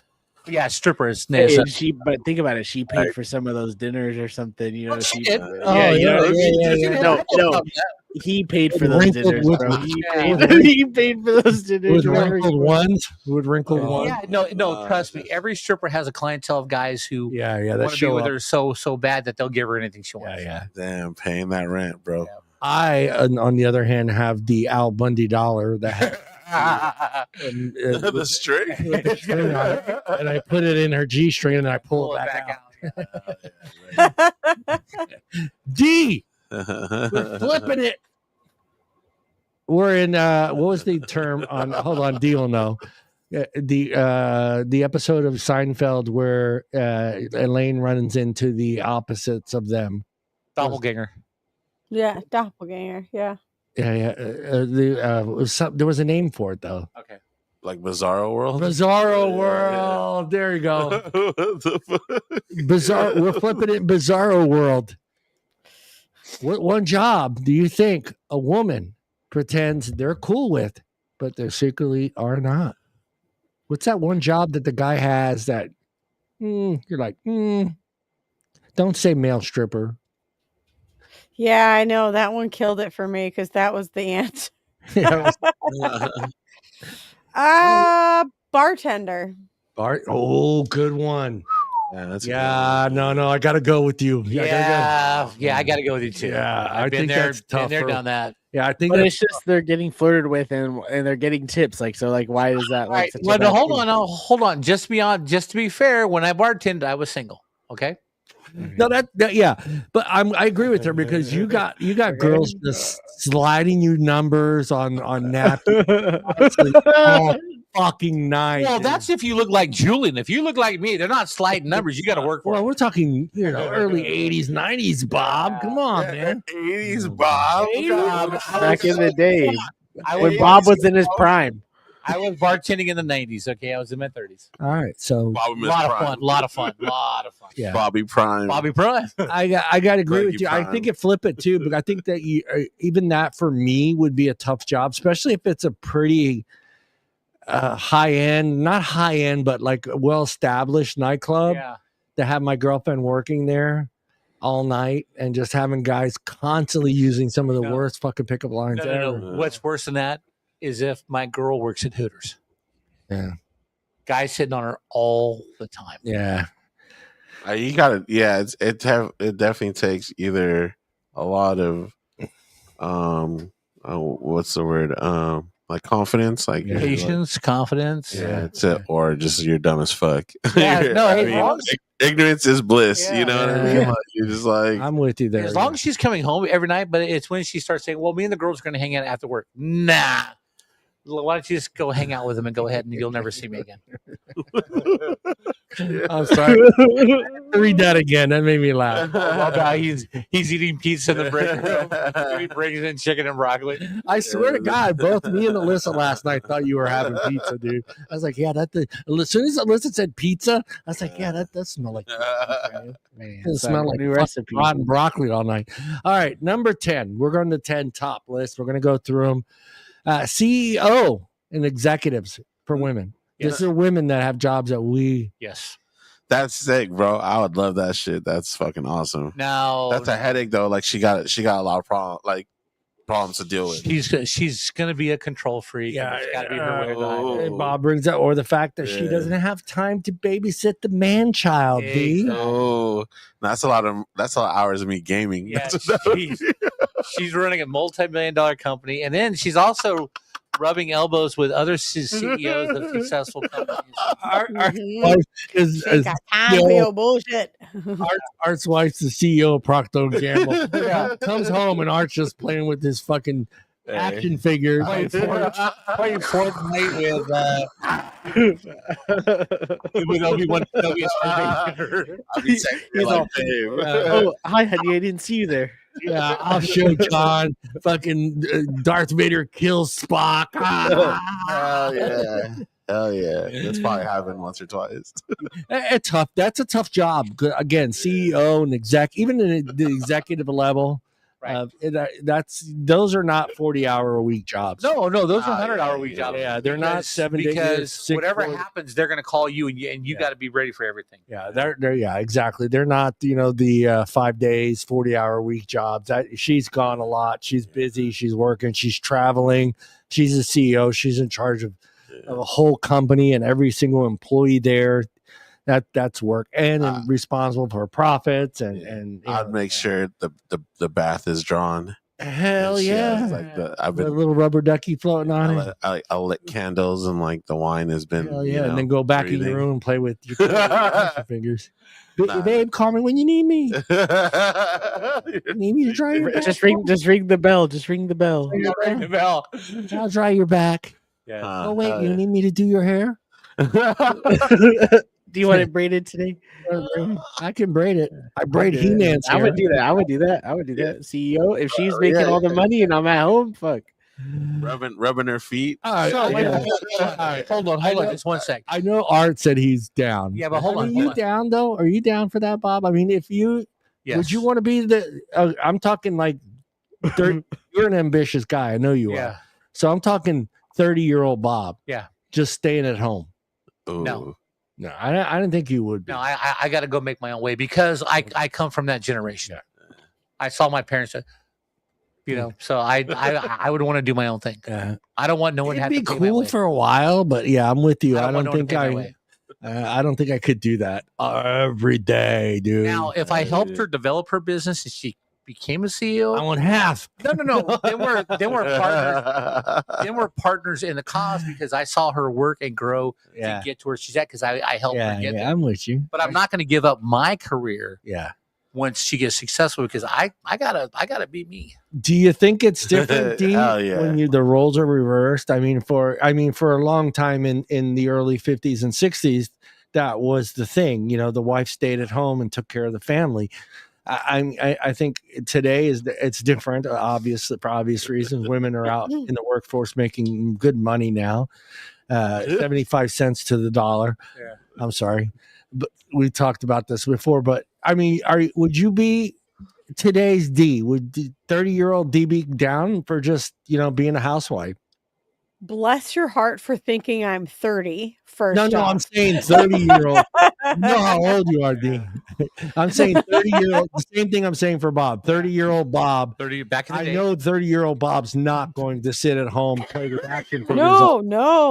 I was a stay-at-home mom for maybe a year when my daughter was born and maybe 8 months when my son was born. I couldn't do it. I was going crazy. I couldn't do it. Yeah. My ex-wife was the same way. She didn't wait at all. And when it was time that she could go back to work, she went right back to work. She couldn't stand being at home. Wow. Julian, Gen Zer, we heard your answer to this question. Do you want to elaborate why this is a great thing for you? No, I'd say no. Okay, like be honest. Honestly, I would have to work a job just because I couldn't not work. I need to do something, right? But like, if I could just like kick back and work like a little job and fucking whatever, then like I guess like that's action. Cool. No, because Julian, look, there's more time for the gym. More time to improve yourself. I would start my own what is it, the LLC? And then I would play the stocks, bro. I would be getting down with her money. You know what I mean? I'd be a self-proclaimed millionaire. And just everything that you make, but give her back whatever she. Give her back what you borrowed from her to get there, but save profits. I'd have like a record label. And look, I know a couple of guys, actually family members, that actually did this. That actually stayed home. The guy stayed home because the wife made 3 times what he made after she graduated college. There you go. And he stayed home and took care of the kids. And he left a very good job. He had a very, very good job. He left to be a dad at home. Took the kids to school up until high school and then went back to work. There you go. Yeah. We have a mutual friend who put his wife through nursing school, and she kept getting more and more degrees and stuff, and she's making a ton of money. And he quit work. And now he hikes a lot. Yeah, there you go. That's what's up, man. He's enjoy life, bro. He's a substitute school teacher, but that was the deal. Oh, dude, the deal was teacher, that's a sick job. Yeah, but the deal was I want to after she had the kids, dude, so bad. He worked his ass off to put her through nursing school. Dude, and then once she made it, he would take time off. And I want to be the health fucking substitute teacher. No, not the health. No, I want to be the health. No, I want to be the substitute teacher that puts on a fucking movie. The 2 teachers that I want to be is the rude ass fucking PE teacher. This guy with the short shorts. And the health teacher. Short shorts and the whistle. I would want this is vagina. I would want to do with a vagina. I would want to be the English teacher or the history teacher, because whatever they're teaching, I'm going to teach it like back in the day when I was in school. They didn't hold nothing back. Yeah. You know what I mean? I'm the bowl of condoms at the end of the teacher's day. I'm not going to sugarcoat shit because I'm not Willy Wonka. Did you have? Hey, you got the golden ticket, baby. No. Did you have the health teacher that had the bowl of condoms sitting at the edge of his desk that you could grab? No, thank God, no. I was the uncle we did. that had condoms in my house when my 6-year-old nephews would come over. I'd show them, dude, look, take some. You'll need these are not balloons. Do not get a young girl pregnant. Bob's all, I got you guys the extra small. No. I got the blue pack, the ENZs. You know what I mean? The XL. I did not. My nephew, so you gotta have. I did not get the Magnums because we're related. Okay. Bobby's like. Grab the rib for her pleasure. I got the it's right next to the sex pack. Hey D, welcome back. D, welcome back. You can't make me laugh anymore. I'm gonna pee my pants. What? Welcome back, D. Number 9. Bob's brought it up. We all brought it up. Police and military are men intimidated by women who can actually protect them. Hey, handcuff me anytime. No, I'm not intimidated. That's a tough one. That's a tough one. I mean, you don't, as a dude, let's be honest, I don't care what generation you are, Gen X, just silent generation, millennial. You do not want your girlfriend or your wife stepping in front of a dude telling him that he'll whoop his ass. Yeah, there's that part, like the being worried about, whenever they leave. But there's also that, what you're saying earlier about the work husband, her work wife. Yeah. If they got a partner, that's literally like their partner. They're like chilling with them all the time. Yeah. every day, you know. So you got to be really down the clown. Secure. Not down the clown. You gotta really be mature with that relationship and not, you know, trip out all the time. You know? Yeah, I'm with you. It's tough. It would be tough because if she went and did a tour of duty, which is a year overseas. Oh yeah, military. My father did 4 years, did 4 tours of Vietnam, 2 tours of Germany, and the stories he told when my mom wasn't around. Oh my God! I'm like, okay, hold Dad, on. Understand that you're bragging. It's a pre-beep because you were getting lucky overseas, right? And I get it. You've got people confined and they're out of town for a year, and all they see are the people in the group. And part of me is going to go, man, my wife is fucking somebody. You know, and that would be my thought because the stories my dad told. Yeah. How about you there, Mr. Gen Zer? What was the question again? Are men intimidated by women who can actually protect them? Like if they're like a police officer and stuff? Oh, you can arrest me off. Let's say you were dating. Let's say I did it. Hey, I did it. Hey, mission. Yeah. I say you were dating. What's her name? Rousey. What's her name? Ronda Rousey. Yeah. She could probably take on a couple guys at a bar. Okay. I don't get. Hey, I don't think that. Let me rephrase that. She could probably. Yeah. Okay. Yeah. There you go. She could probably beat some ass. Yeah. Smash some cheeks.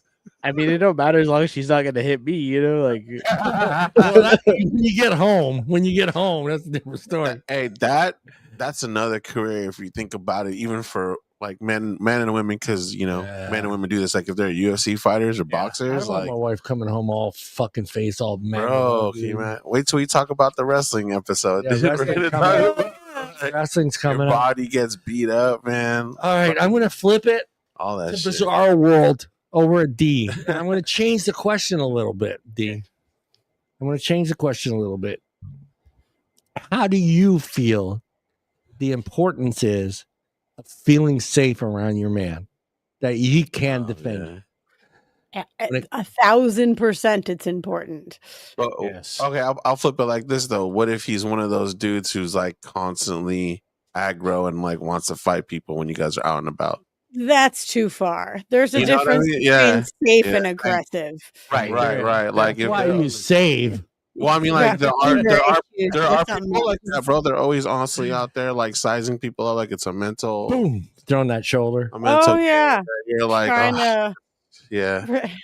But if you have to say you're an alpha male, you're not an alpha male. Alpha male, yeah. But I wanted to ask her that question because that comes up a lot when dating. Is just if that could hurt your relationship where she feels that. You can't really do much of anything. Right. Well, I have a question. Do you want a man who starts it or finishes it?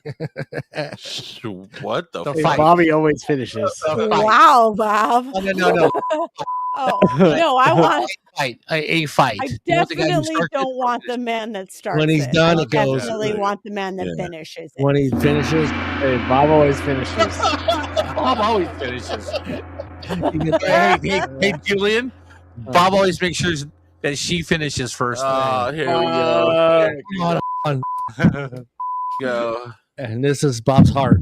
Hey, my blood pressure was down 20 points. Yeah, you had a good physical. I had a good doctor's appointment. It was awesome. That's what's up. Yeah. We're all about health here. So we're all good. I mean, I don't want my woman stepping in front of a guy to stop a.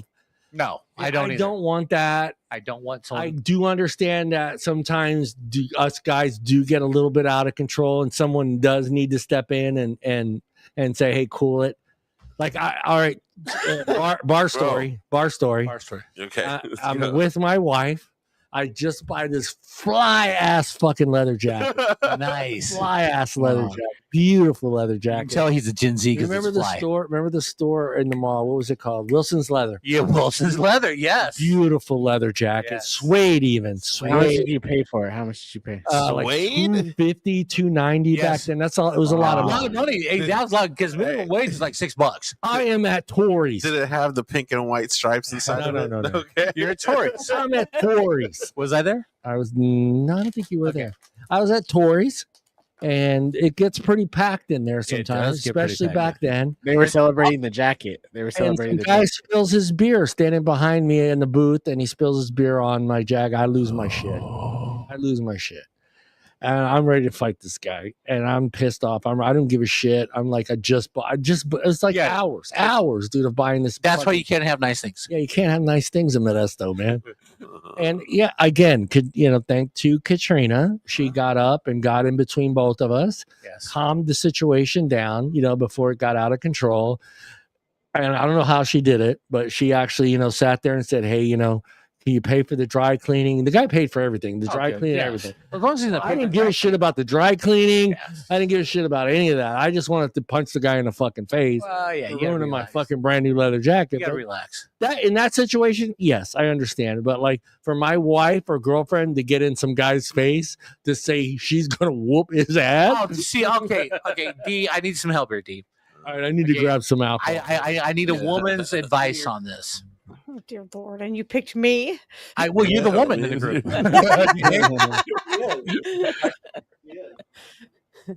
I'm not sure if you've ever done this, okay? But what makes a woman think she's so badass that she can go up to a guy and say, I will kick your ass? I don't know. I'm a short woman. I've never been smart, stupid enough to do that. No, because I've been out. Look, I'm 63 years old. I've seen a lot of shit in my life. But the one thing that irritates the hell out of me is when you're out in public and you have some young girl yelling at a guy saying, I'll kick your ass. I'll kick your ass. She's not going to last the first punch that this guy lands it on her face. Shout out Snooki, bro. Shout out all the Snookies out there in the world. She's not going to last the first punch. Hell no. I don't understand why women will tell a guy that she'll kick their ass. Because as soon as a real dude sees that dude punch her, they're going to knock. Oh, yeah. That's what's going to happen. The fuck that guy that's out. Good. She really has, because I think that's what I'm thinking. Like, I'm thinking sometimes when this happens, they have, a lot of times women have that mentality of like, well, I think not even just women, but some people have the mentality of like, they're gonna stop this fight, or they're not gonna make this like, they're not gonna let this go overboard to a foot. Okay. I think sometimes that's what happens. Whichever one you want. Like chicks are like, oh, if this guy tries to lay a hand on me, someone's so a guy's never gonna win that situation. Yeah. Right? The other guy. Because there's always gonna be, if you hit her, like if she hits you first and you hit her back, you're done. You're that guy. Yeah. You know what I mean? But it just boggles my mind that there are these tough chicks out there that'll say, I'll kick your ass. Hey, bitch, I'll get you outside. Oh, my God, dude, what the fuck? No, hey, I'll shout out to all those Snookies out there. Keep it pumping, bro. Fuck. All right, we already kind of... Right, we're on number 3, John. Yeah, we kind of already did the therapist, social worker. Right. I think we'd all agree. I personally, myself, wouldn't feel comfortable dating a therapist, even a social worker, because I feel like I'd be in... Social workers are good too. Hey, but John, I have a question for you about a career that might bother you if your wife did it. Hey, Bob, move the bottles. Move the bottles. Yeah, there you go. Yeah, what if?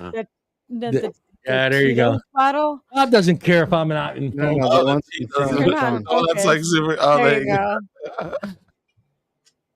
That's fucking good. All right. Which one? All right, John. I say. All right. So you've done this job. Yeah. Oh. But what if your wife was a long haul truck driver and you stayed at home? That's tough. Yeah. Are we talking today's or 80s, 90s?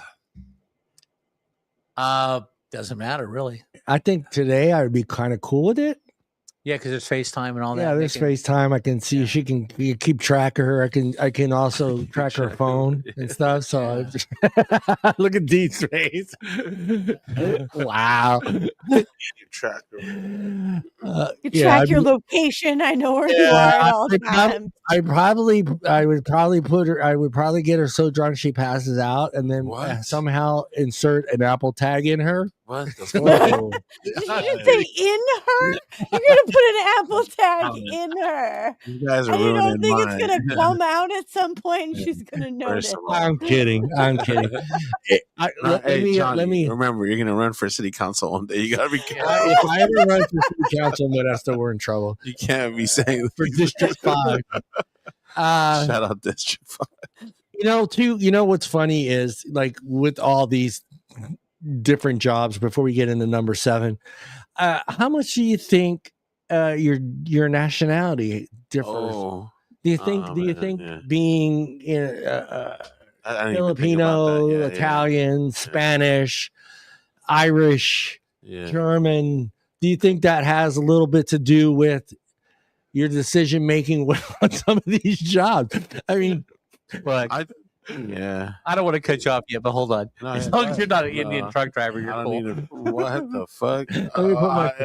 You see where I'm going at it? Because some what he said. Some nationalities the women are a little more, like, all right, D, I love you. Yeah. But you are Sicilian. So I would sleep with one eye open at all times, gripping my pillow tight.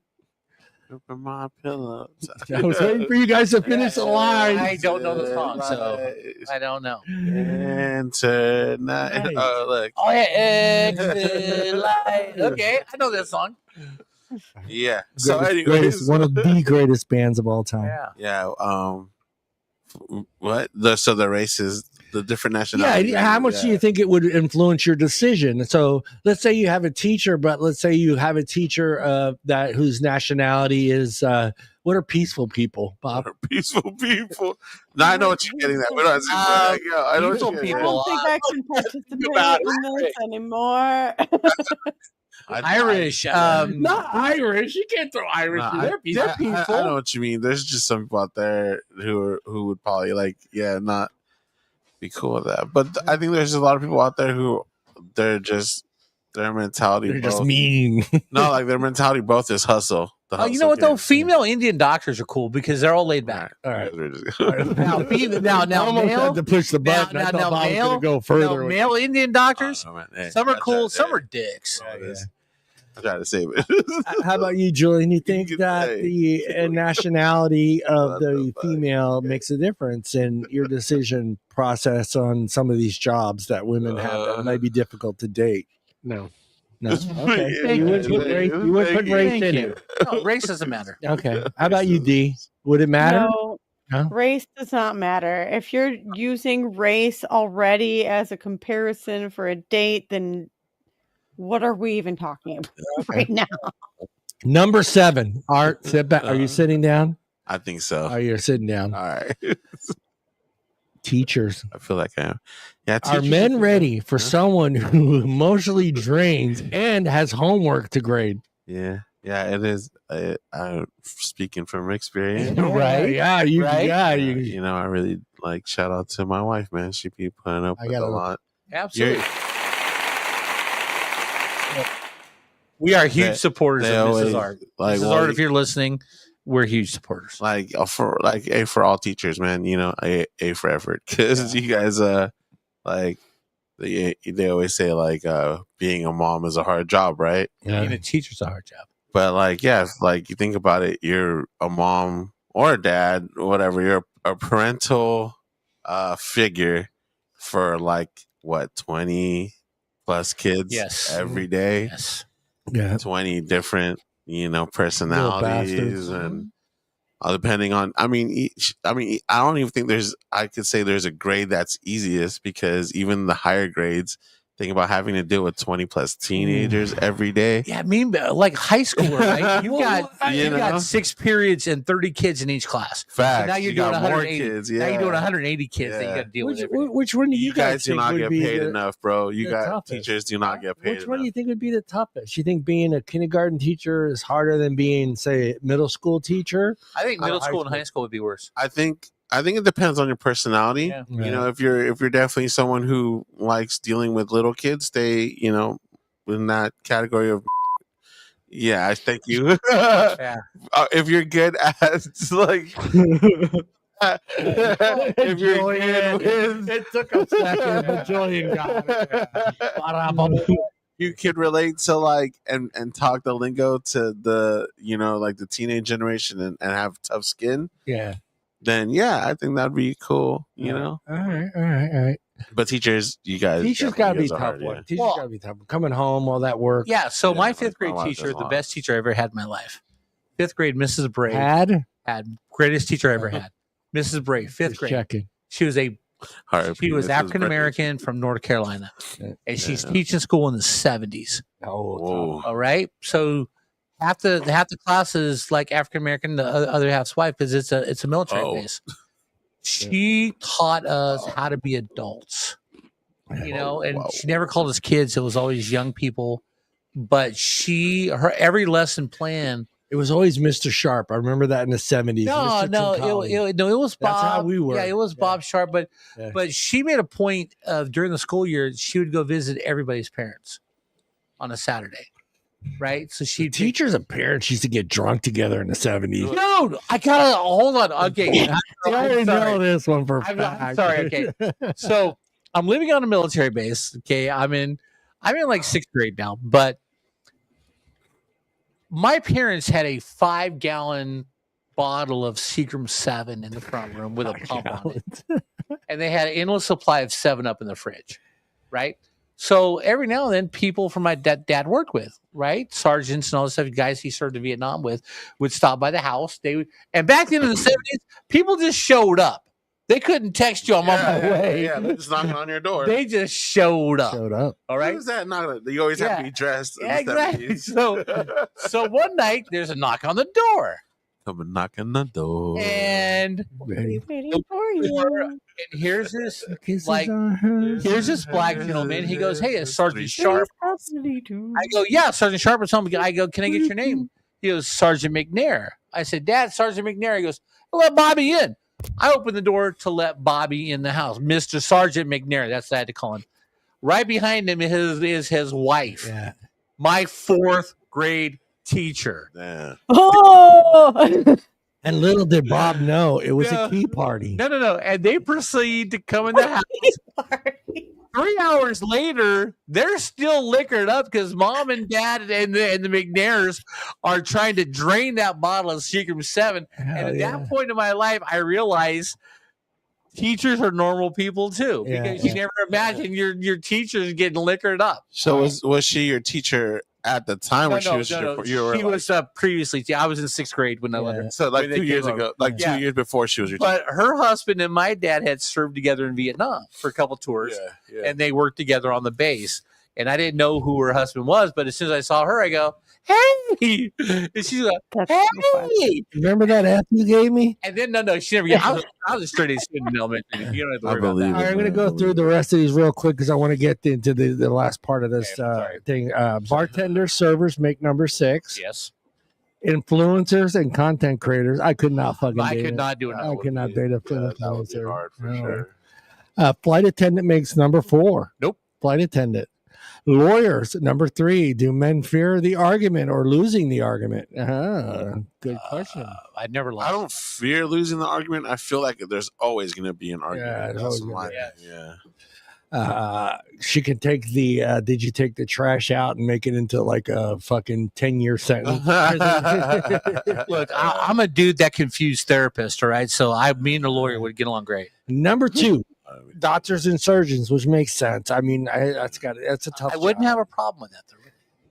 I as long as we brought it up, as long as if that person can actually shut it off when they walk through the door. Yeah. Like I've seen, like my aunt has tried, like when there was bad nights where she worked pediatrics, so those were people that have fallen, older people. So I can understand where it's like a lot of. But you know what though? I mean, if they came home and they had a bad day, my job would be get the kids out of the way, make sure you let them have a time to cool off, and then downtime. You downtime. Then you get quiet time. You go outside, have a couple of drinks, you sit down, and you say, "Okay, unload. I'm here." 2 fingers. That'll be later.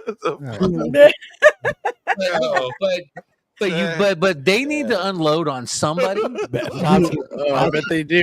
God can do magic with those 2 I can. fingers. Hey, the hook. The hook. But no, He can slide you from across the room with that. No, but I would let T-shirt them, that says "unload on me" sounds fucking. I would let them unload though, and like get everything off their mind. I'm talking mentally, get it off their mind. I should just keep my finger. They want someone to talk to, and they get it off, and in the back says, they need to get it off their mind so we can move on. I'm a great list. I mean, when I ran customer service, you bring up a good point. I think too, as a husband or as a wife, it's important to be able to understand that. Yes, they're going to come home with problems. Yes. And you got to help them get through those, and you have to listen sometimes. Well, so one of the worst days, it makes sense. One of the worst days that I ever had, my colon busted open. So I got to have emergency surgery. So I'm waiting in the ER for my surgeon to show up, and then there's like 8 other rooms in the ER. Did it sound like this? Anyway, so there's a lady like three beds over from me, and she's gonna die. No, hold on. Don't bring the show down too much. Buzz Killington. I love these. Let's go. Let her finish. Her kids. They bring her kids in, so they can say their last goodbyes because this lady had a heart problem and it's done. They can't save her. Yeah. So the nurse attending that lady is the same nurse who's dealing with me. Yeah. So after they get the kids out, they're crying. The husband's crying. And they got to wheel the lady, and she's going to die. So the nurse comes to me to make sure I'm comforted until the surgeon can get there and do emergency surgery. Because if you don't fix the colon in 24 hours, you die of sepsis. Yeah, sepsis. So I'm looking at this nurse. I swear to God, you can see the pain in her eyes. Oh yeah, for sure. That she just dealt with a lady who's going to die. Yeah, and she couldn't help. Yeah.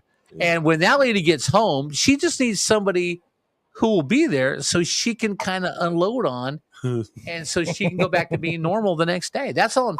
Yeah, no, I honestly thought the story was going to say you let her unload it on you. No. She gave you a pearl necklace. Seriously though, sometimes you just got to read the room and let people, if they need to talk, let them talk. It's funny. I just saw a TikTok video about the 90s and when it became famous, this certain saying. And what they were making light of was the fact that they didn't think you kids, which would be millennials, understood what it meant at the time when you were walking around doing it. And it was Stone Cold Steve Austin. Yeah. Oh, yeah. No. That was Triple H. Shawn Michaels. Stuck it. And you got all these kids walking around. Stuck it. I'll let you know, as a millennial, we knew what the fuck we were doing. Hey, Art, that's why we got to do a wrestling show. Yeah. We'll talk more about that in the wrestling show. We are doing the wrestling show next week. The wrestling show. Really? Yeah, you really want to do a wrestling show? Yeah, next week. I'll start doing the homework. Next week is number one, and we knew they would be number one. And it's a specific part of the nursing. It's the ER night shift nurse. Yeah. That's tough. Yeah. That's tough. You see everything. And depending, and you would think that living in the small town of Modesto, you would get some oddballs. But there are stories where I've heard with people having light bulbs shoved up and trying to take them out without breaking them. You know what's cool though? All right, so the last time I was in the ER, because I've been in the hospital like 5 times overnight for whatever. I had a light bulb up my head. I didn't have a light bulb. But I did notice last time, because hey, I have a tattoo on my backside. I was there for legitimate reasons. My tramp stamp says exit only, okay? But no, there are now more male nurses in the ER than there are female nurses. Yeah, there are a lot of male nurses. Yeah, in the ER. I personally, myself, I understand that you have to go through a process when you're a nurse, and ER seems to be exit only. It seems to be where most of them have to end up starting, unless you went to school as a nurse to be a specific type of nurse, pediatric. Yes, but most of the time you are going to end up in the ER, and I don't know. Man. Shout out to all those nurses, man. Shout out to them because I mean you get everything. They do all the work, bro. We've all sat in an ER room. Yeah. Just more than one time. but honestly, all of you look at me and tell me that you didn't look around and go, all right, what the fuck's that guy in for? Or what the fuck that guy in for? I realized this by accident. Okay. The best time to go to the ER, right? Midnight? No. There's to so many people, and half of them are addicted to Percocet, and that's all he wants. Percocet. I'm in pain. Give me a Percocet. That's true too. 6 o'clock in the morning, because all the people who are there overnight who want the Percocets are already gone. When my colon busted open was 6:15 in the morning. They dropped me off. I was supposed to go to like Reading to do a coffee install, but they dropped me off the hospital. I said, "Take me to the hospital. I'm not good." I walked straight in. Nobody in the ER. Yeah. I walked straight up to the person. Hey, got pain. And then the cool part was the guy admitted me, goes, could be your appendix. I go, no.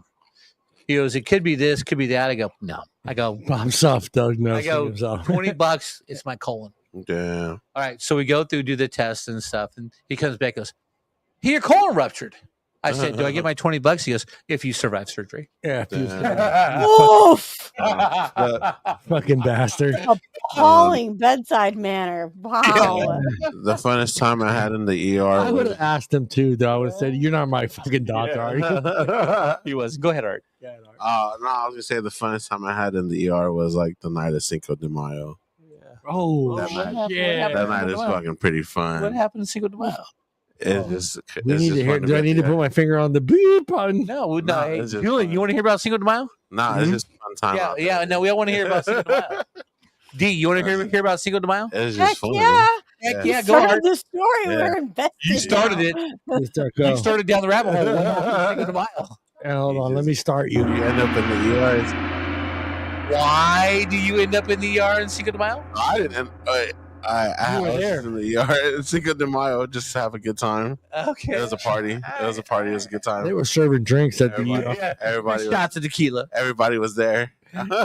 tequila in the RV. Yeah, they got an invite. Someone just hit me like, "Hey, there's a party at the." You ever notice though, like 80% of all the Cinco de Mayo parties in the bars are white people? Yeah, that just seems to be the thing. You know what show made light of it? Yeah. Arrested Development. I don't know if you ever watched it. Cinco de Cuatro. Yeah. D, I love you, D. I love you, D. You're like my fucking twin. That's all I'm saying. Well, so in the 80s, when I turned 21 and we're going out, the 4 busiest bar nights, all right? The 4 busiest bar nights. New Year's Eve. St. Patrick's Day. Really? Cinco de Mayo. And the night before Thanksgiving, because everybody's coming back in town. They want to go out. Yeah, Christmas too. Yeah. Christmas Eve. No, Christmas Eve's not. No, most people are home with their families. Before Christmas Eve. But those 4 nights after Christmas are the busiest bar nights. Yeah. The problem with those 4 nights is the people who never go out feel like they need to go out. Yeah. What does that mean? So you got the amateurs out on these nights. You got the guy that doesn't do the professional drinkers like myself. A professional, yeah. We stay home. Yeah. Because you don't want to do it all the The amateurs would go out, get drunk, try to drive home, and they've never experienced driving home drunk. Yeah. Because they're amateurs. Because they go out 4 times a year. Yeah. Now the professionals like myself who go out every weekend, we stay home. So we're safe from the amateurs driving down the road. Yeah, Christmas Eve we used to go out. Joe used to. We started that tradition. I don't know how long ago. Christmas Eve was always family. Christmas Eve was always good. Well, Speakeasy was always open. Yeah. So we'd go over there at Christmas Eve instead of going to church. Sorry, Mom. Yeah. Sorry. We'd go out there and just kind of hang out. So yeah.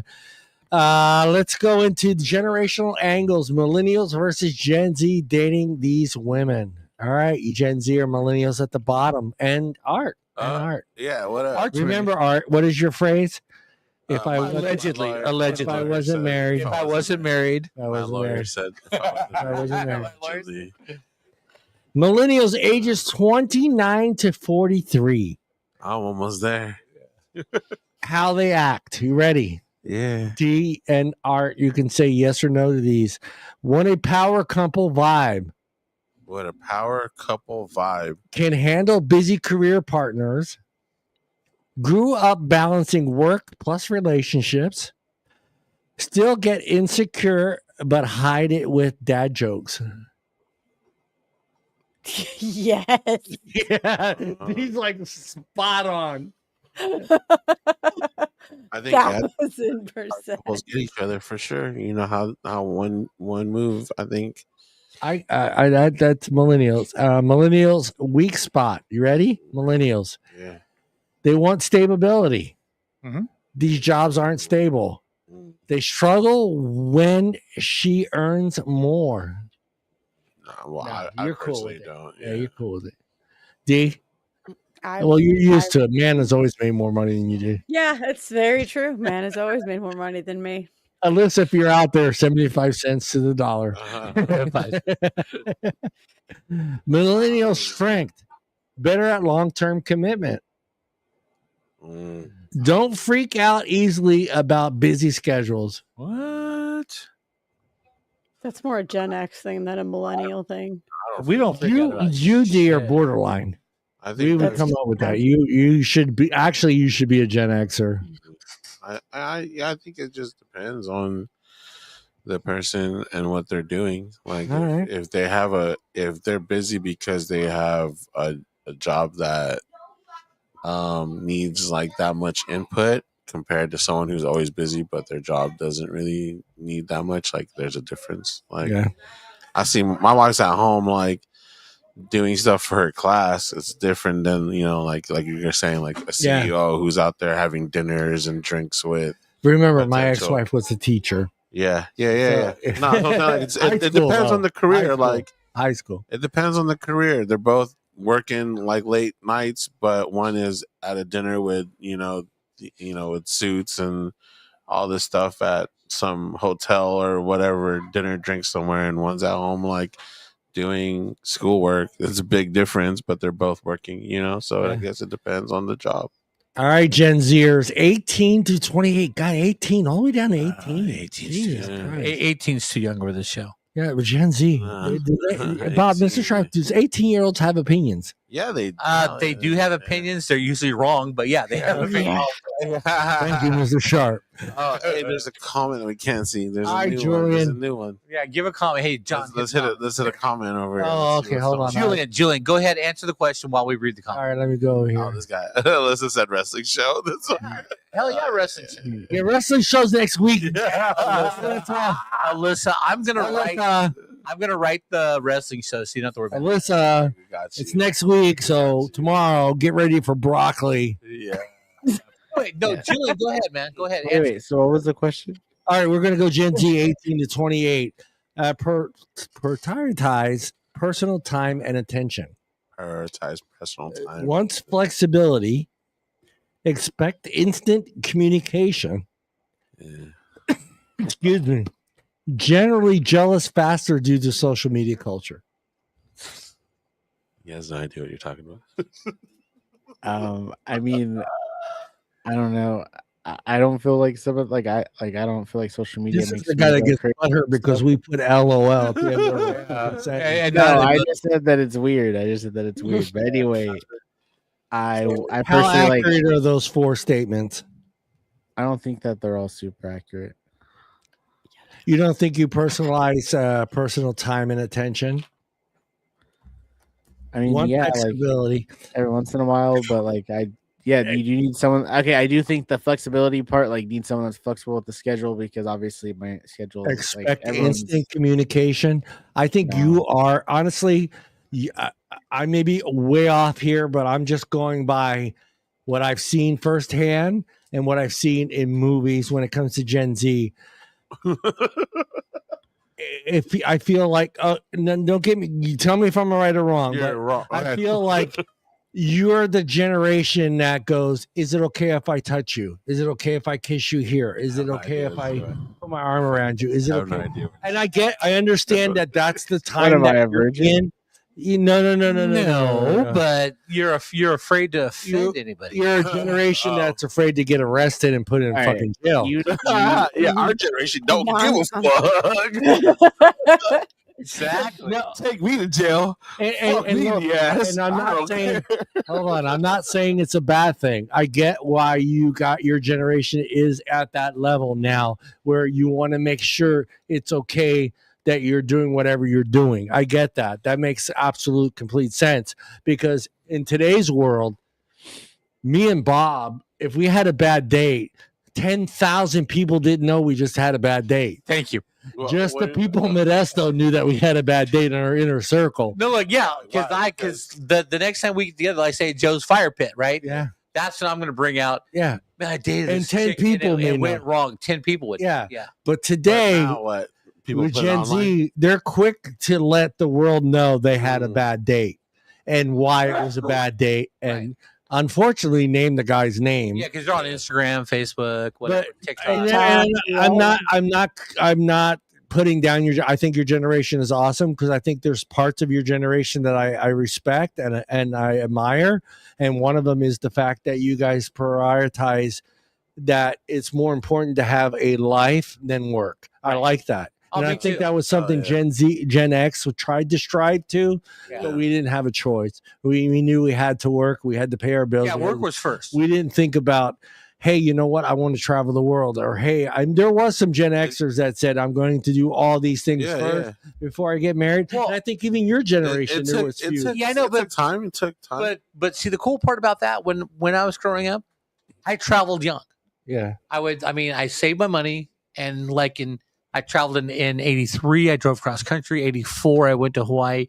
85, I went to Boston. Yeah. There's all these trips I took when I was young because I wanted to be physically ready to enjoy, walk around and see the world. You know what I mean? Yeah. I didn't want to wait till I'm 70 and can't get around. Yeah. And that's one of the things I respect about Gen Z. I think they put that work is important, but their life after work is more important. So they would rather work 30 hours a week and have more time to spend with friends and family and traveling and seeing the world than spending that hours. Look, where we were like, I need 60, boss. I know. Come on, man. I got fucking PG&E went up $20. But here's the deal too, right?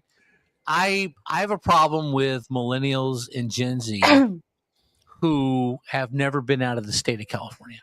Oh yeah, that's tough. They've never been to fucking Yosemite. Yeah, that's and it's tough. an hour and a half away. Dude, Bob, it happens. I'm laughing, but Bob's correct. There are people that live in California, and I'm not shitting you, that never seen the ocean. Right. They've never gone. I mean, it's an hour and a half away, 2 hours. Dude, if you live in the Central Valley, Bob exactly pointed out, you are 2 hours away from everything. Everything. You could go skiing. Yeah, you go skiing. If you have a car. If you live in Modesto, you're an hour and a half from going skiing right now. Yes. Or going to the beach right now. But also, you're like 3 hours if you want to go to the desert. Yeah, to the desert. I mean, every place you want to do that's different, you're a 2 hour to 3 hour drive away. But yeah, it blows me away when I hear someone say they've never seen the beach. Yeah. And if I hear that person, and you're gonna laugh, but I've actually heard people from LA say they've never seen the beach. Yeah, because how's that fucking possible? Because they live on the east side and they've never driven over. It's crazy. Well, a lot of that too is, it's the lifestyle and stuff, but still,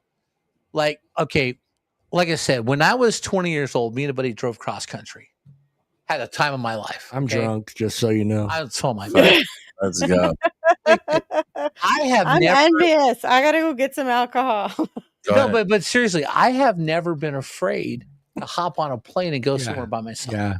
Because I had friends in Florida. I went to the Georgia-Florida game twice. Second time I went, I saw AC/DC in concert for free. Yeah. But I've never been afraid to jump on a plane and go by myself. Yeah. Let me tell you something. I want to watch the Bobby Boogie life, dude. I'm gonna write a book one day. I'm gonna write a book one day. About my life. I just want to buy a Dodge Caravan thing and just fit it for 2 beds and just travel the country with Bob. Yeah, let's go. I don't know. We'll retire, Bob. No. So if you drive into work, right? You're going down Golden State. Mm-hmm. Across the street, for the last 3 weeks, there's been a StarCraft pop-up tent trailer in a white SUV. Yeah. Right. So my childhood was a blue Dodge GMC pickup truck with a camper shell, and we had a StarCraft pop-up tent trailer. Yeah. My dad, who was in the military, would take his 30-day leave all at one time in the month of June. School was out, and we would travel America with that pop-up tent trailer. Yeah. We had that was fun times. I didn't know, but that was the fucking time of my life. And it was like mom could cook breakfast and we hit the road. Lunch was in a roadside stop, right? On a rest area. Bologna sandwiches. Then we'd find a KOA camp to camp in at night for like $10, and mom would cook dinner. We didn't get McDonald's. We didn't get all that stuff. But it was we didn't. No. When I was a kid, we had McDonald's maybe 5 times a year, and it was free, right? But that was I didn't realize until I was older. Yeah, that was the time of my life. Yeah, hell yeah. Seeing America. Same for me, Bob. Yeah, with a pop-up tent trailer, and you're cruising. Like we'd either go see relatives in Alabama and then go to Florida for the beach, or we'd come to California and Oregon. Yeah. But it was just a friggin' time of my life, and I didn't appreciate it until I was like 40. Yeah, me too. I mean, my uncle deciding at that time when we lived in Philly, 1979, he's like, you know what? Yeah, we could fly to California. Yeah, but my uncle's like, you know what? Screw that. He bought a brand new RV. Yep. Oh shit. Yeah, and me, my Aunt Carol, my brother Philip, my brother Pino, and me and Josephine and a baby, Joanne, I think was. Joanne was the baby. Yeah. Drove across country, and I got to experience everything. I got to experience my first time chewing tobacco. Yep. My first time smoking a cigar, not knowing it was a cigar. My aunt Carol, dude, the best aunt and uncle you could ever have. My aunt and uncle were like, "Yeah, go ahead, light it up." Yeah, light it up. Mm-hmm. You just wanted us to learn our lesson, Yeah. Oh, trust me. Wow. The reason I don't smoke is because I was 12 years old. Me and a buddy stole his mom's pack of his mom's Salem's. Yeah. And we drive out and we rode our bicycles out to the woods and we lit one and started smoking it. It was the most god awful thing I've ever tasted. I'm never doing this shit again until I discovered weed. Yeah. We discovered cigars in Nebraska. Oh, man. And we were and it was funny because, every time I see the episode of Seinfeld with the Indian, that was what was in front of that smoke shop was this big giant Indian. Native shop. Native we smoke them. We got them. You smoke them. My dad, when we traveled, Dad always had at least 5 packs of King Edward Imperial cigars. No way. Yes, he packs? did. Dad would smoke cigars like they're going out of style. Yeah. But Dad also chewed either Red Man or Beach. Yeah, I got sick to my. I saw the disgusting shit he spit out of his mouth because he had a red Solo cup in the cup holder, and I had to dump that every time we'd go for a ride. And I'm never doing this because it looks disgusting. My dad would go through a box which is 12 bags of Beach in a week. Yeah. I tried the tobacco for the first time in Colorado with my aunt's father lived in Colorado at the time. They had a big farm out there, and he was chewing tobacco out on the porch, and me, Josephine, Pino, and Philip, we were all like, he didn't hesitate. He just gave it to us. He's like, go ahead, just stick it to your lip. He didn't tell us not. He didn't tell us not to swallow it. Right? Don't swallow. Well, when you got fucking 4 little kids chewing tobacco for the first time and throwing up off their mind, it was horrible. But Bob's right. I had the best time of my. If I look back at my childhood, the best time I had was that trip.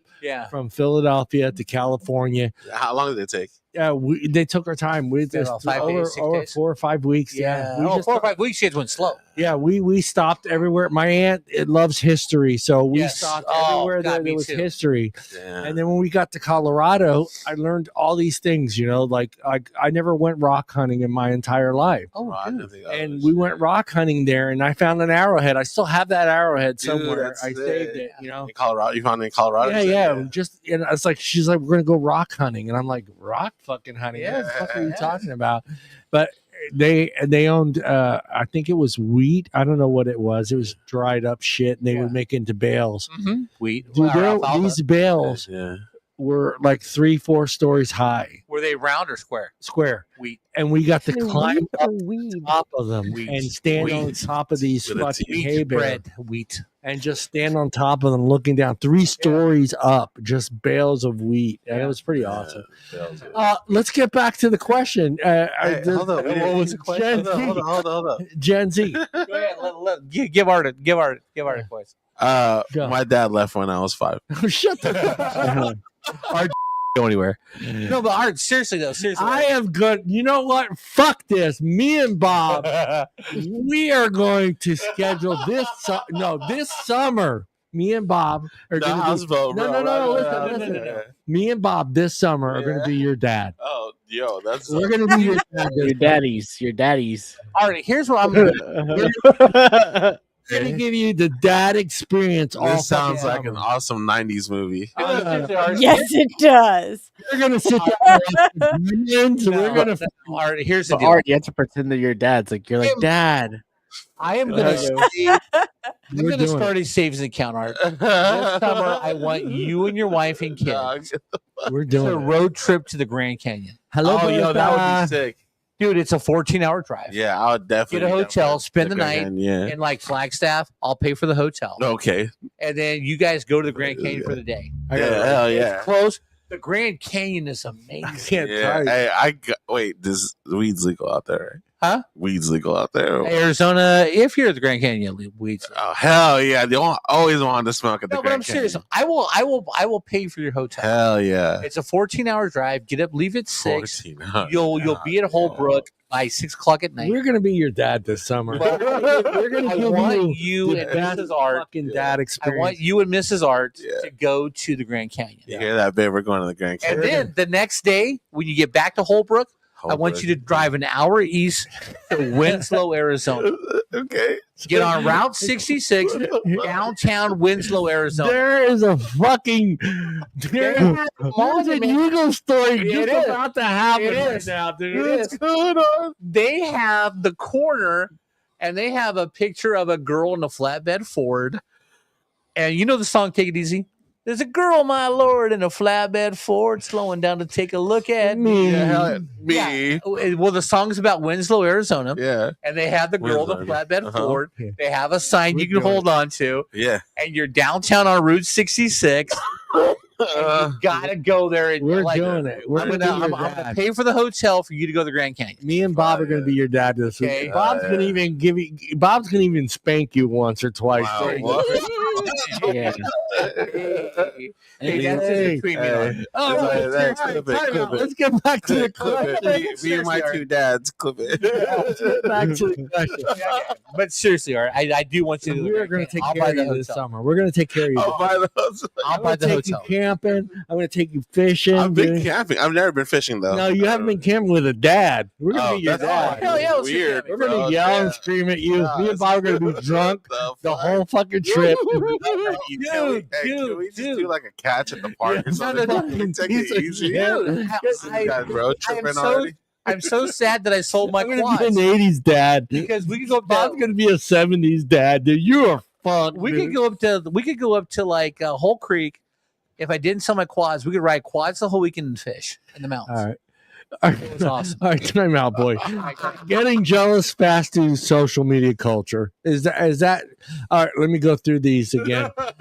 Prioritize personal time and attention. Want flexibility. Expect instant communication. Gets jealous fast due to social media culture. Is that Gen Z in a nutshell? Yes. I do think some do get which ones jealous over the social media thing, but I personally don't really care. Yeah. All right. Let me ask you something because and then I'm going to ask Bob, I'm going to ask Art, and I'm going to ask D. Because we're all posting on social media. How important is it to you that you see that whatever you posted actually? I won't say viral because viral means a million, but is it important to you that you reach a certain number? No. I don't really do the social media stuff though, so I don't really care. Yeah. All of you out there, if you're not following D's hilarious on fucking TikTok. Everybody is. I follow But her TikTok. Follow D on Instagram because she's fucking hilarious. Hell yeah. You are, D. You make some good TikToks. I love those. Thank you. Attention, DMs, co-workers and consumers struggles with having high stress or high status jobs. I disagree with that because you do a damn good job at work. I think I listen to you when I can't help it.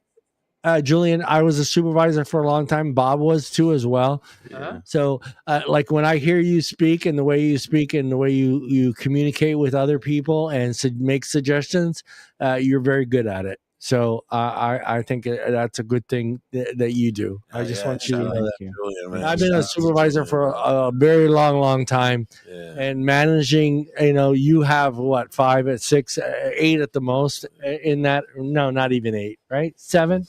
Yeah, I mean, 4, 5, there's 6. 8, including him. 6, 7. Yeah. 7, So up to 7. I mean, 7. 6, 7. 6, 7. You son of a bitch, Julian.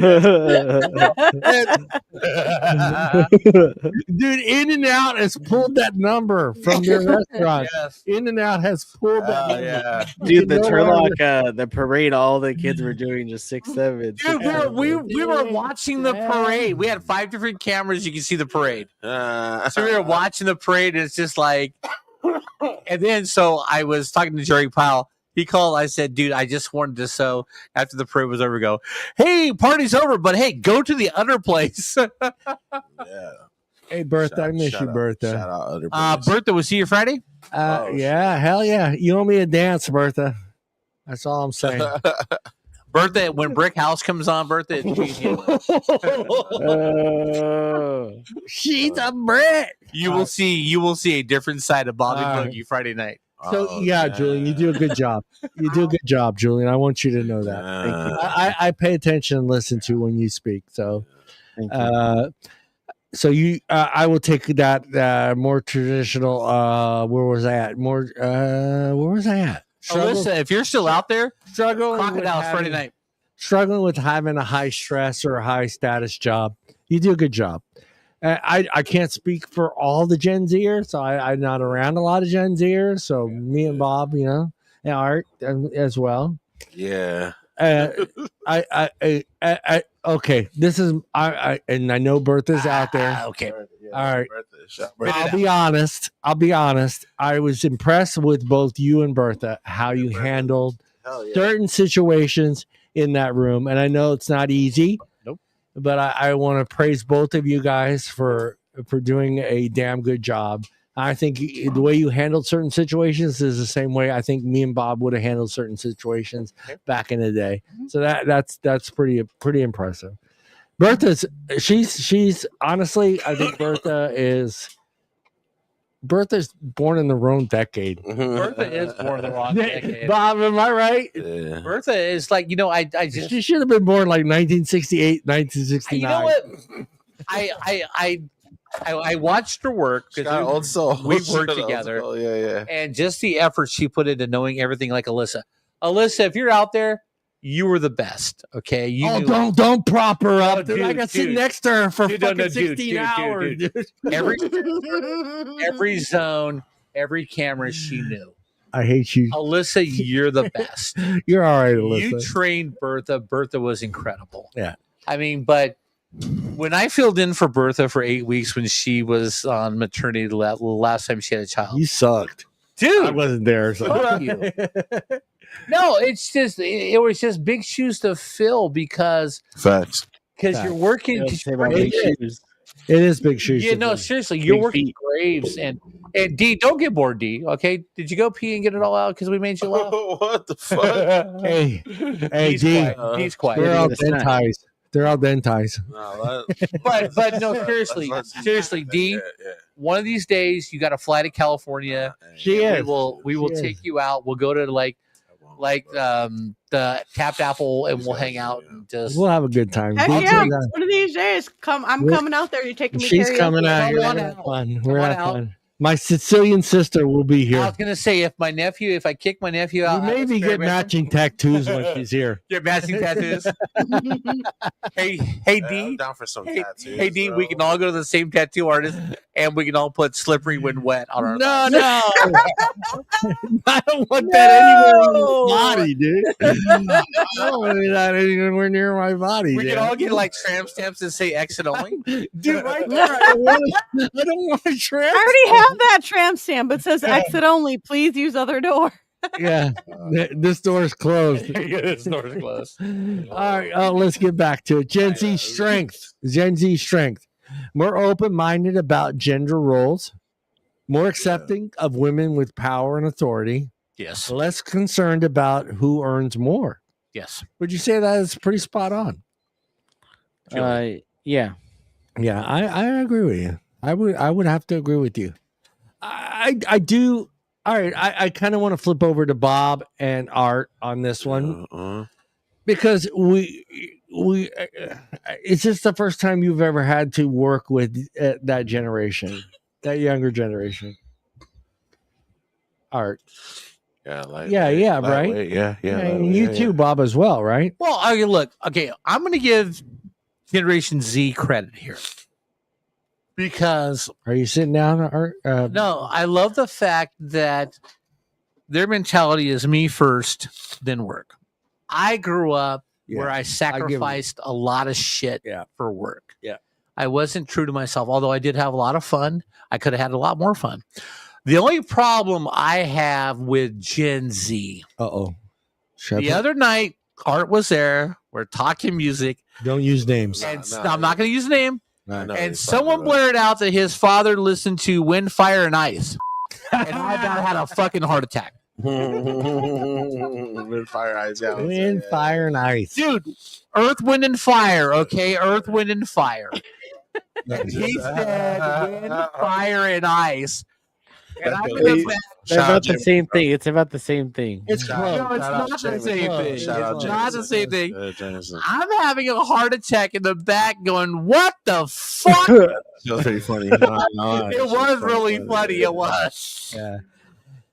Yeah. Oh, my goodness. But and the worst part was the kids didn't know who the Commodores were. Yeah. They never heard Brick House. How do you not know Brick House? Some of them didn't know New Kids in the Block. New Kids on the Block. They didn't know New Kids on the Block. Sometimes you just gotta feel old, bro. Yeah, they didn't know Levert. But okay, hold on. Hey, Bob, you know who Uzi Vert is? I don't think so, bro. Hold on.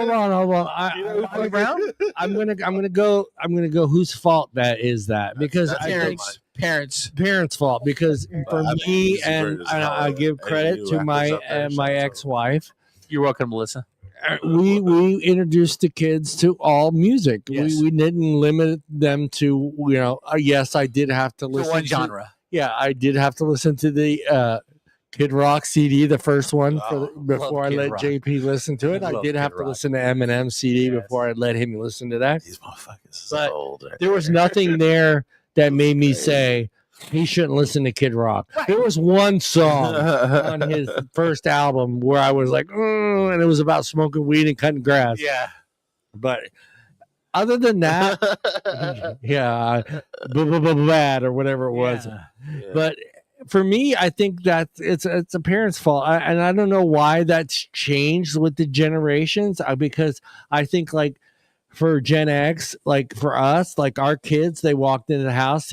There was moments they were listening to Billy Idol. Yes. And then there was moments they were listening to Madonna, or then all of a sudden it was Charlotte, Good Charlotte. It was just all types of music being played constantly in our house. Well, see, that's kind of like, and then you and me, Bob. I mean, we're a generation that we could be walking into and Simon and Garfunkel. Yeah, I could do that. Frank Sinatra, Dean Martin, and all of a sudden it's big band shit. So. Yeah. We grew up in a generation where it was constantly a different type of music. Yeah, did our parents have a little bit? I think our parents, the sound generation, had a little bit of a hard time adopting to types like Elvis Presley and the Beatles. Well, one of the cool parts that they didn't limit us. They didn't say, "Hey, Bob, you can't listen to Elvis. Bob, you can't listen to Clearance War, CCR." One of the coolest parts of my life is when I was a kid, my parents were country music only. So in '74, I started listening to Motown because the African American kids on bass brought the stuff to school because when it snowed, we couldn't go outside, so we got to listen to music. So then the kid 2 doors down was a long-haired kid, so I got into Grand Funk. Those long-haired kids. Yeah, long-haired kids. I know those are the bastard rockers. But I got into Fog Hat, and all this Hell stuff, yeah. right? So we age as we go as we live our life, right? So I'm like my dad's about 74, 75. So every Sunday morning for 13 years before he died, we went to Sunday breakfast. Yeah. 8:00 every morning, Yosemite Bowl. I never got an invite. Well, you was family. I'm a sharp. I'm sorry. You're a sharp. Yeah. So anyway, after that, my sister would take my mom to Walmart for the weekly shopping. I'd be home with my dad. I'd pull up his computer. I started playing songs from the 70s. So I played some Eagles, like Lion Eyes and all this stuff. And my dad would go, "Hey, this is good stuff. Eagles suck. This is great stuff, man. This sounds really good." I said, "Dad, do you realize that when I was a kid and I played this, you called this long-haired devil music?" He goes, "Well, it still is, but it sounds good." Yeah, it still is. I'm kind of curious, D. I mean, is your mom or dad, are they second generation or first generation American, or are they been there a while? My parents, as far as immigration, my parents are both second generation. Second generation. Yeah. Okay. But did you grow up like me where you walked in the house, they were playing Frank Sinatra and Dean Martin? It was all over the place. My dad was real into big band, but my mom was real into Glenn Miller, whatever the new band was at the time. So Tommy Dorsey, Glenn I Miller. grew up on I grew up listening to Barbra Streisand, Frank Sinatra, and the Bee Gees. It was very eclectic. It was very eclectic. Me exactly. D, I've got one better for you, D. I grew up as a small child listening to Tom Jones and Engelbert Humperdinck. Yeah. Oh, I know Engelbert. My mom had every Engelbert. Matter of fact, I can still sing Engelbert Humperdinck songs. I grew up with all the Philly guys that were from South Philly, and then Frank Sinatra, Dean Martin, Tony Orlando, fucking, just Not all over the 3 place. times on My the parents ceiling really if you never want me. I couldn't walk in and my parents weren't playing current music. Right.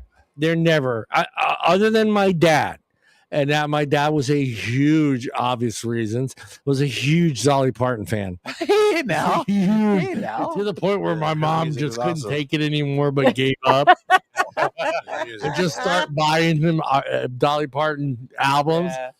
So, but see, the whole thing was my dad's in Vietnam. I'm in kindergarten. And so he's gone for a year. And mom is just like loading up with the Engelbert Humperdinck. Yeah. Charlie Pride, Roy Clark. All that stuff. And I'm like listening because I'm 5. I can't go anywhere. Yeah. I think too, I know this is not even a music segment, but it's not, but keep the conversation going. We're good. I think that, and I don't want to shell out the Gen Z and millennial generation, but D's late millennial. But I think we got to experience all music, no matter what it was. I think it was important that our parents made sure, do you can you imagine today just you walking your kids walking into your house and you're playing big band music? Yeah, I don't think they'll that's not gonna happen. Wait. Art, I have a question though. Have your daughters ever walked in, played something you said don't listen to that? Yeah, hell no. That's a good dad. That's a good dad though, because you got to let them experience it. Because my dad was always like, "That's long-haired devil shit." No, Dad, it's actually pretty good. It's fun. My parents saw the cover of AC/DC. Yeah. Oh yeah, they were like, no, and I'm like, okay, yeah, whatever. When my sister brought home Meatloaf, "Bat Out of Hell," and saw the album cover, my dad's like, "We're not listening to that." I'm like, "Hey, just hide it from Dad. I want to listen to this."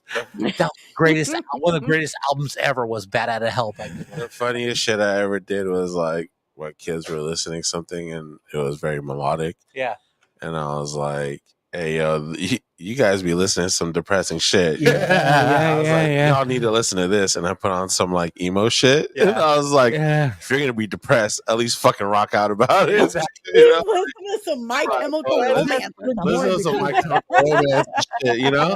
there isn't music today. Like there's a music today. Like I listen.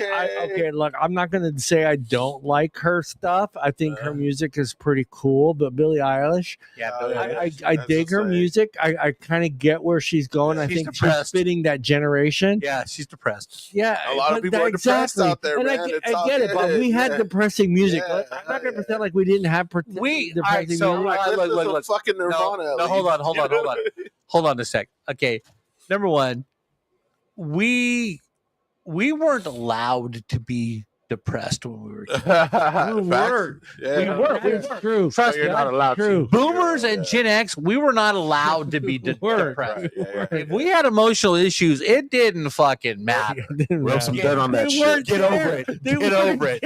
Get over it. All right. So, but one thing I will give the millennial and Gen Z guys credit for, is, man, you guys use the social media, and again, you guys are all about self-love first, Bertha? instead of doing all this other stuff. And I love that so much because we never had that. I'm not going to report it. But D, I have a question. Your children, did you ever tell them what to listen to, what not to listen to? No, I doubt it. No. My children both have very eclectic tastes in music. My son listens to. Won't let me copy it.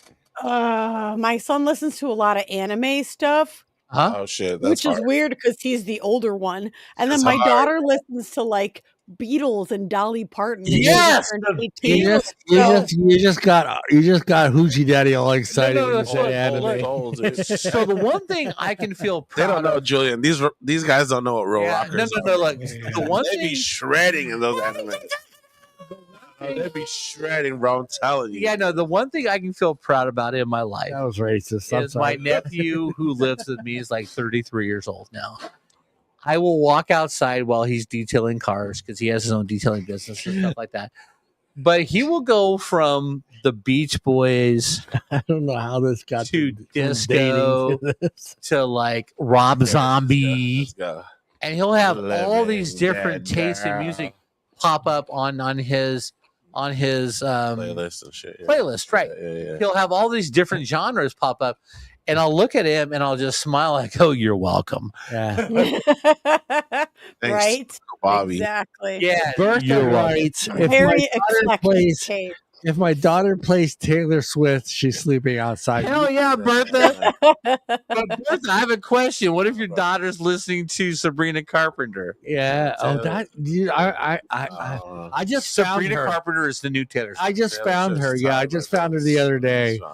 And I have Let's go. Let's say it, Johnny. It's your shit. Let's go. Talent over sex appeal is important in the music industry. Yes, it is. Thank you. You can have all the sex appeal you want, but if you have zero talent, it will eventually come to haunt you. Beyonce. Hey, what? Who said what? Yeah.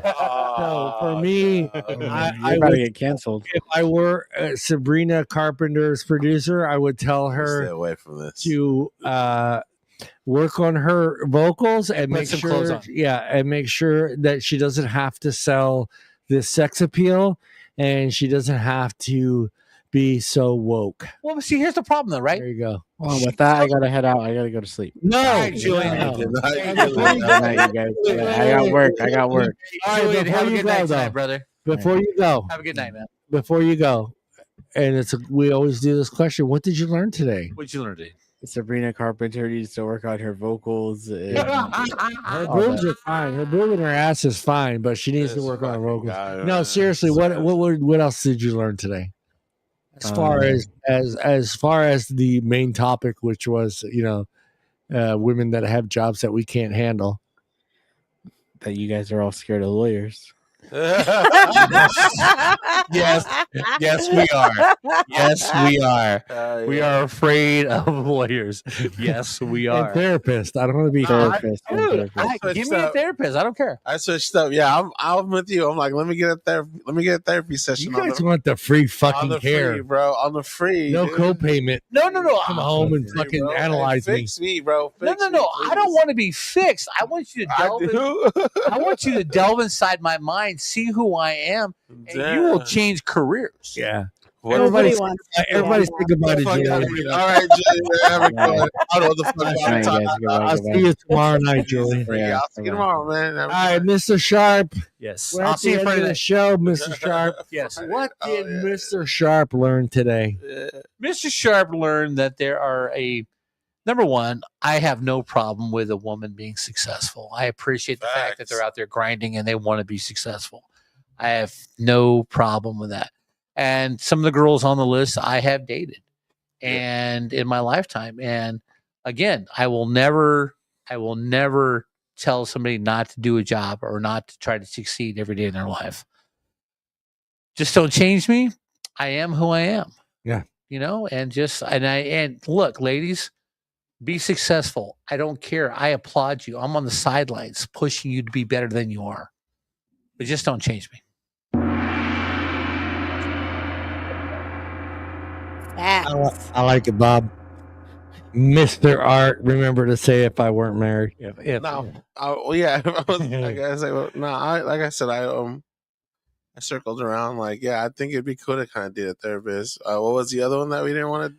The top ones were CEO. Nurses was number one. CEO, our nurse. Yeah, nurse is kind of hard. I grew up with the nurse. That was my mom. She's not around, so you are definitely bless her heart.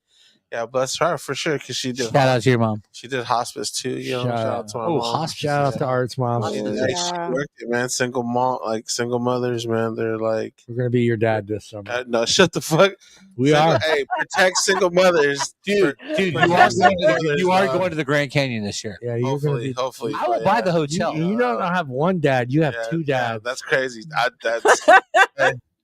Speaking about woke. Anyways, hey Bob, I'm not changing his diaper. Shout out to all the single moms out there, man. Protect them for sure. I love single moms. Single moms, hey dude, right here. Fuck. I always try to be sincere with these. The hardest job in the world is a single mom. Facts. Single mom trying to balance work, life, children, raising kids. Raising kids, man. Shout out to y'all. Especially if there's no help. And being both. Sometimes there are some good dads out there. Being mom and dad are still part of the child's life, but and a lot of times it's. Well, I'm just speaking from experience. I'm not. Yeah, your mom was both. Your mom was your dad and your mom. I mean, she was the disciplinary and then your mom as well. You know. Yeah. So that's not an easy job. So props to the moms that were out there doing both jobs, man. And I get pissed off. Facebook is classic. You got your keyboard warriors that are out there where, Mother's Day happens. And then there's that few occasional posts where you see someone mention their mother. That was a single mom. Well, and they get attacked. And I'm like, you know what? Unless you've been in that fucking guy's shoes, shut the fuck up. STFU up. I used to fuck up. And when I worked at the MTC, our receptionist, sweetheart little girl Jessica. Yeah, I used to get her a present for Father's Day. Yeah, she had custody of her niece and nephew because both of their parents were in jail. Okay, so she was raising them. Yeah, so I'd get her a present for Mother's Day and Father's Day. There you go. That's what's up. Yeah. No. She was like 23, raising an 8-year-old and a 9-year-old. Facts. Wow. And she didn't have to. Yeah. Hey, Art, what else you got? What else you learned today? Oh, what lesson did I learn today? I know it's tough. We're like deep into Jack Daniels and vodka, Tito's. Not a sponsor. No, the lesson I learned today was just I'm surprised that. Did you learn anything special about Dee today? She thinks farting in glasses is wild. I don't know what they do, but women's farts are. Yo, hey, that's fucking timing again. God damn, that was crazy. Remember, guys. Look. You got a good father. No, hold on. She's gonna help you with your Johnny, bro. That was crazy good timing, dude. Hey, you don't understand. Hold on. I've known Bob a long time.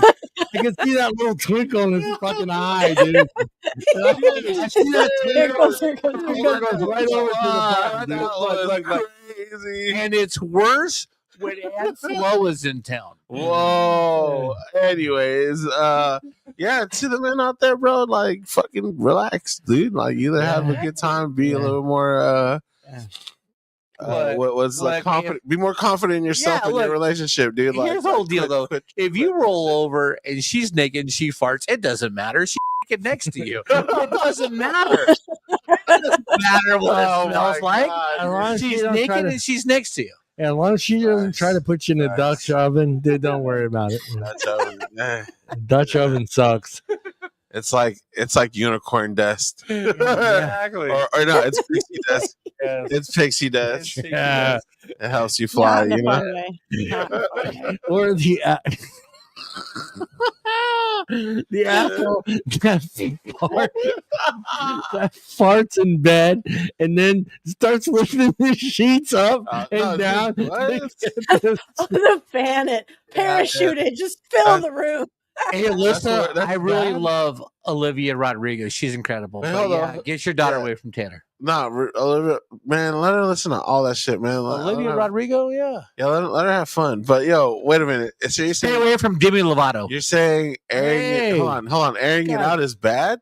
Yeah, I like her. I like her stuff. Demi Lovato, she's hot. I used to love Demi Lovato, but then you got to helps. You got to do like self-depression and cutting herself and stuff. Yeah. But dude, let me tell you, that's crazy. Well, she's a Disney kid. You got to give her a break. She's a Disney kid, and she was diagnosed bipolar. So what was the movie when they did? Oh, Camp Rock. She was awesome in Camp Rock. Like opening up, Bob's trying to cover his bases. She was good in Camp Rock. Princess. I don't know why Bobby watches movies, but anyways, the same reason why I watched Lemonade Mouth. My nieces and nephews would come over and watch my TV. Bro. Hey, look, you need to determinate what's going on. You need to break through just for the day. Let me swing to the master of what she learned tonight, Miss D. Oh God. Why do you people think that this show is educational? You need to stop lying to yourselves. You learn something new every day. Every day on I this. It doesn't have to be big. I learned how far over time y'all go when we're having fun though. I need to go get some alcohol and catch up with y'all because it's so you're gonna need to. You are more than welcome to fly your ass out here, and we will just high on apple juice. Exactly. I will keep an eye out for cheap airfare. But you got to come in out like between May and September. Yeah, when it's not cold. Well, it doesn't matter. It's colder here regardless. It doesn't matter. It's colder here. We've got over a foot of snow on the ground. Yeah, you don't want. Yeah, no way for real. That's it's crazy. Been foggy as shit here. We haven't seen the sunshine in 2 weeks. Yeah, I've been loving it. I would say the best time to come would be April and May. April, May is good. You can still do the wine tour. It's not hot yet. It's not. I'll take care of you. I'll take care of you. Really? You know, I never wanted to hear what that. did we learn today? All right, weirdos. I love you. Bye. All right, man. You have a good one.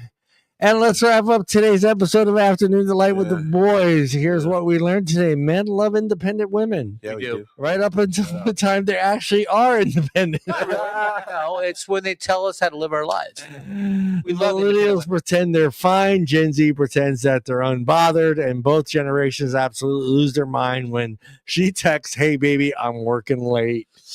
Yeah, man. Who are you working late with? If you're dating a nurse, a lawyer, or a flight attendant, or CEO, or even a real scheduled, congratulations. You're braver than 90% of the male population, which is probably true. It's probably true. Thanks for listening. Thanks for laughing. And remember, if you can't handle your career, you probably can't handle her at all. There you go. There you go. Everybody look into the camera Hey, Alyssa, you suck. Nah, I don't support that. What the fuck? Everybody look at the camera and wave goodbye, and we'll see everybody next week. There will be, unbelievably, I'm saying it right now, there will be a wrestling show next week. Yes, I will write it. You know what, bro? Don't forget to like and subscribe and all that. Like, share this shit. I never say that, and the reason I don't say that is I always feel like that's up to you. Nah, dude, you like this shit. You know you did. So go ahead and I'm going to have so much fun writing and then comment on that shit. Tell us comment, like, share tell us your Spotify feelings, account, bro. Tell us your feelings. Tell your friends. Share it to someone you love. Share it to someone you hate. Who gives a fuck? Share it to someone you hate. Yeah, dude. Like, look at these assholes. And if your daughter listens to Taylor Swift, good for her. Hey, Haley, if you're watching, Haley, you were my favorite, like going camping with, because you were my girl on quads. Haley was incredible. And awesome. You know what? We're out of here, but we're going to give Mr. Art the best summer of 2023. Grand Canyon. We're going to give him the full dad experience. I will buy the hotels for the Grand Canyon. Oh shit, that's crazy. Everybody look at the camera and wave goodbye to everybody. Goodbye, everybody.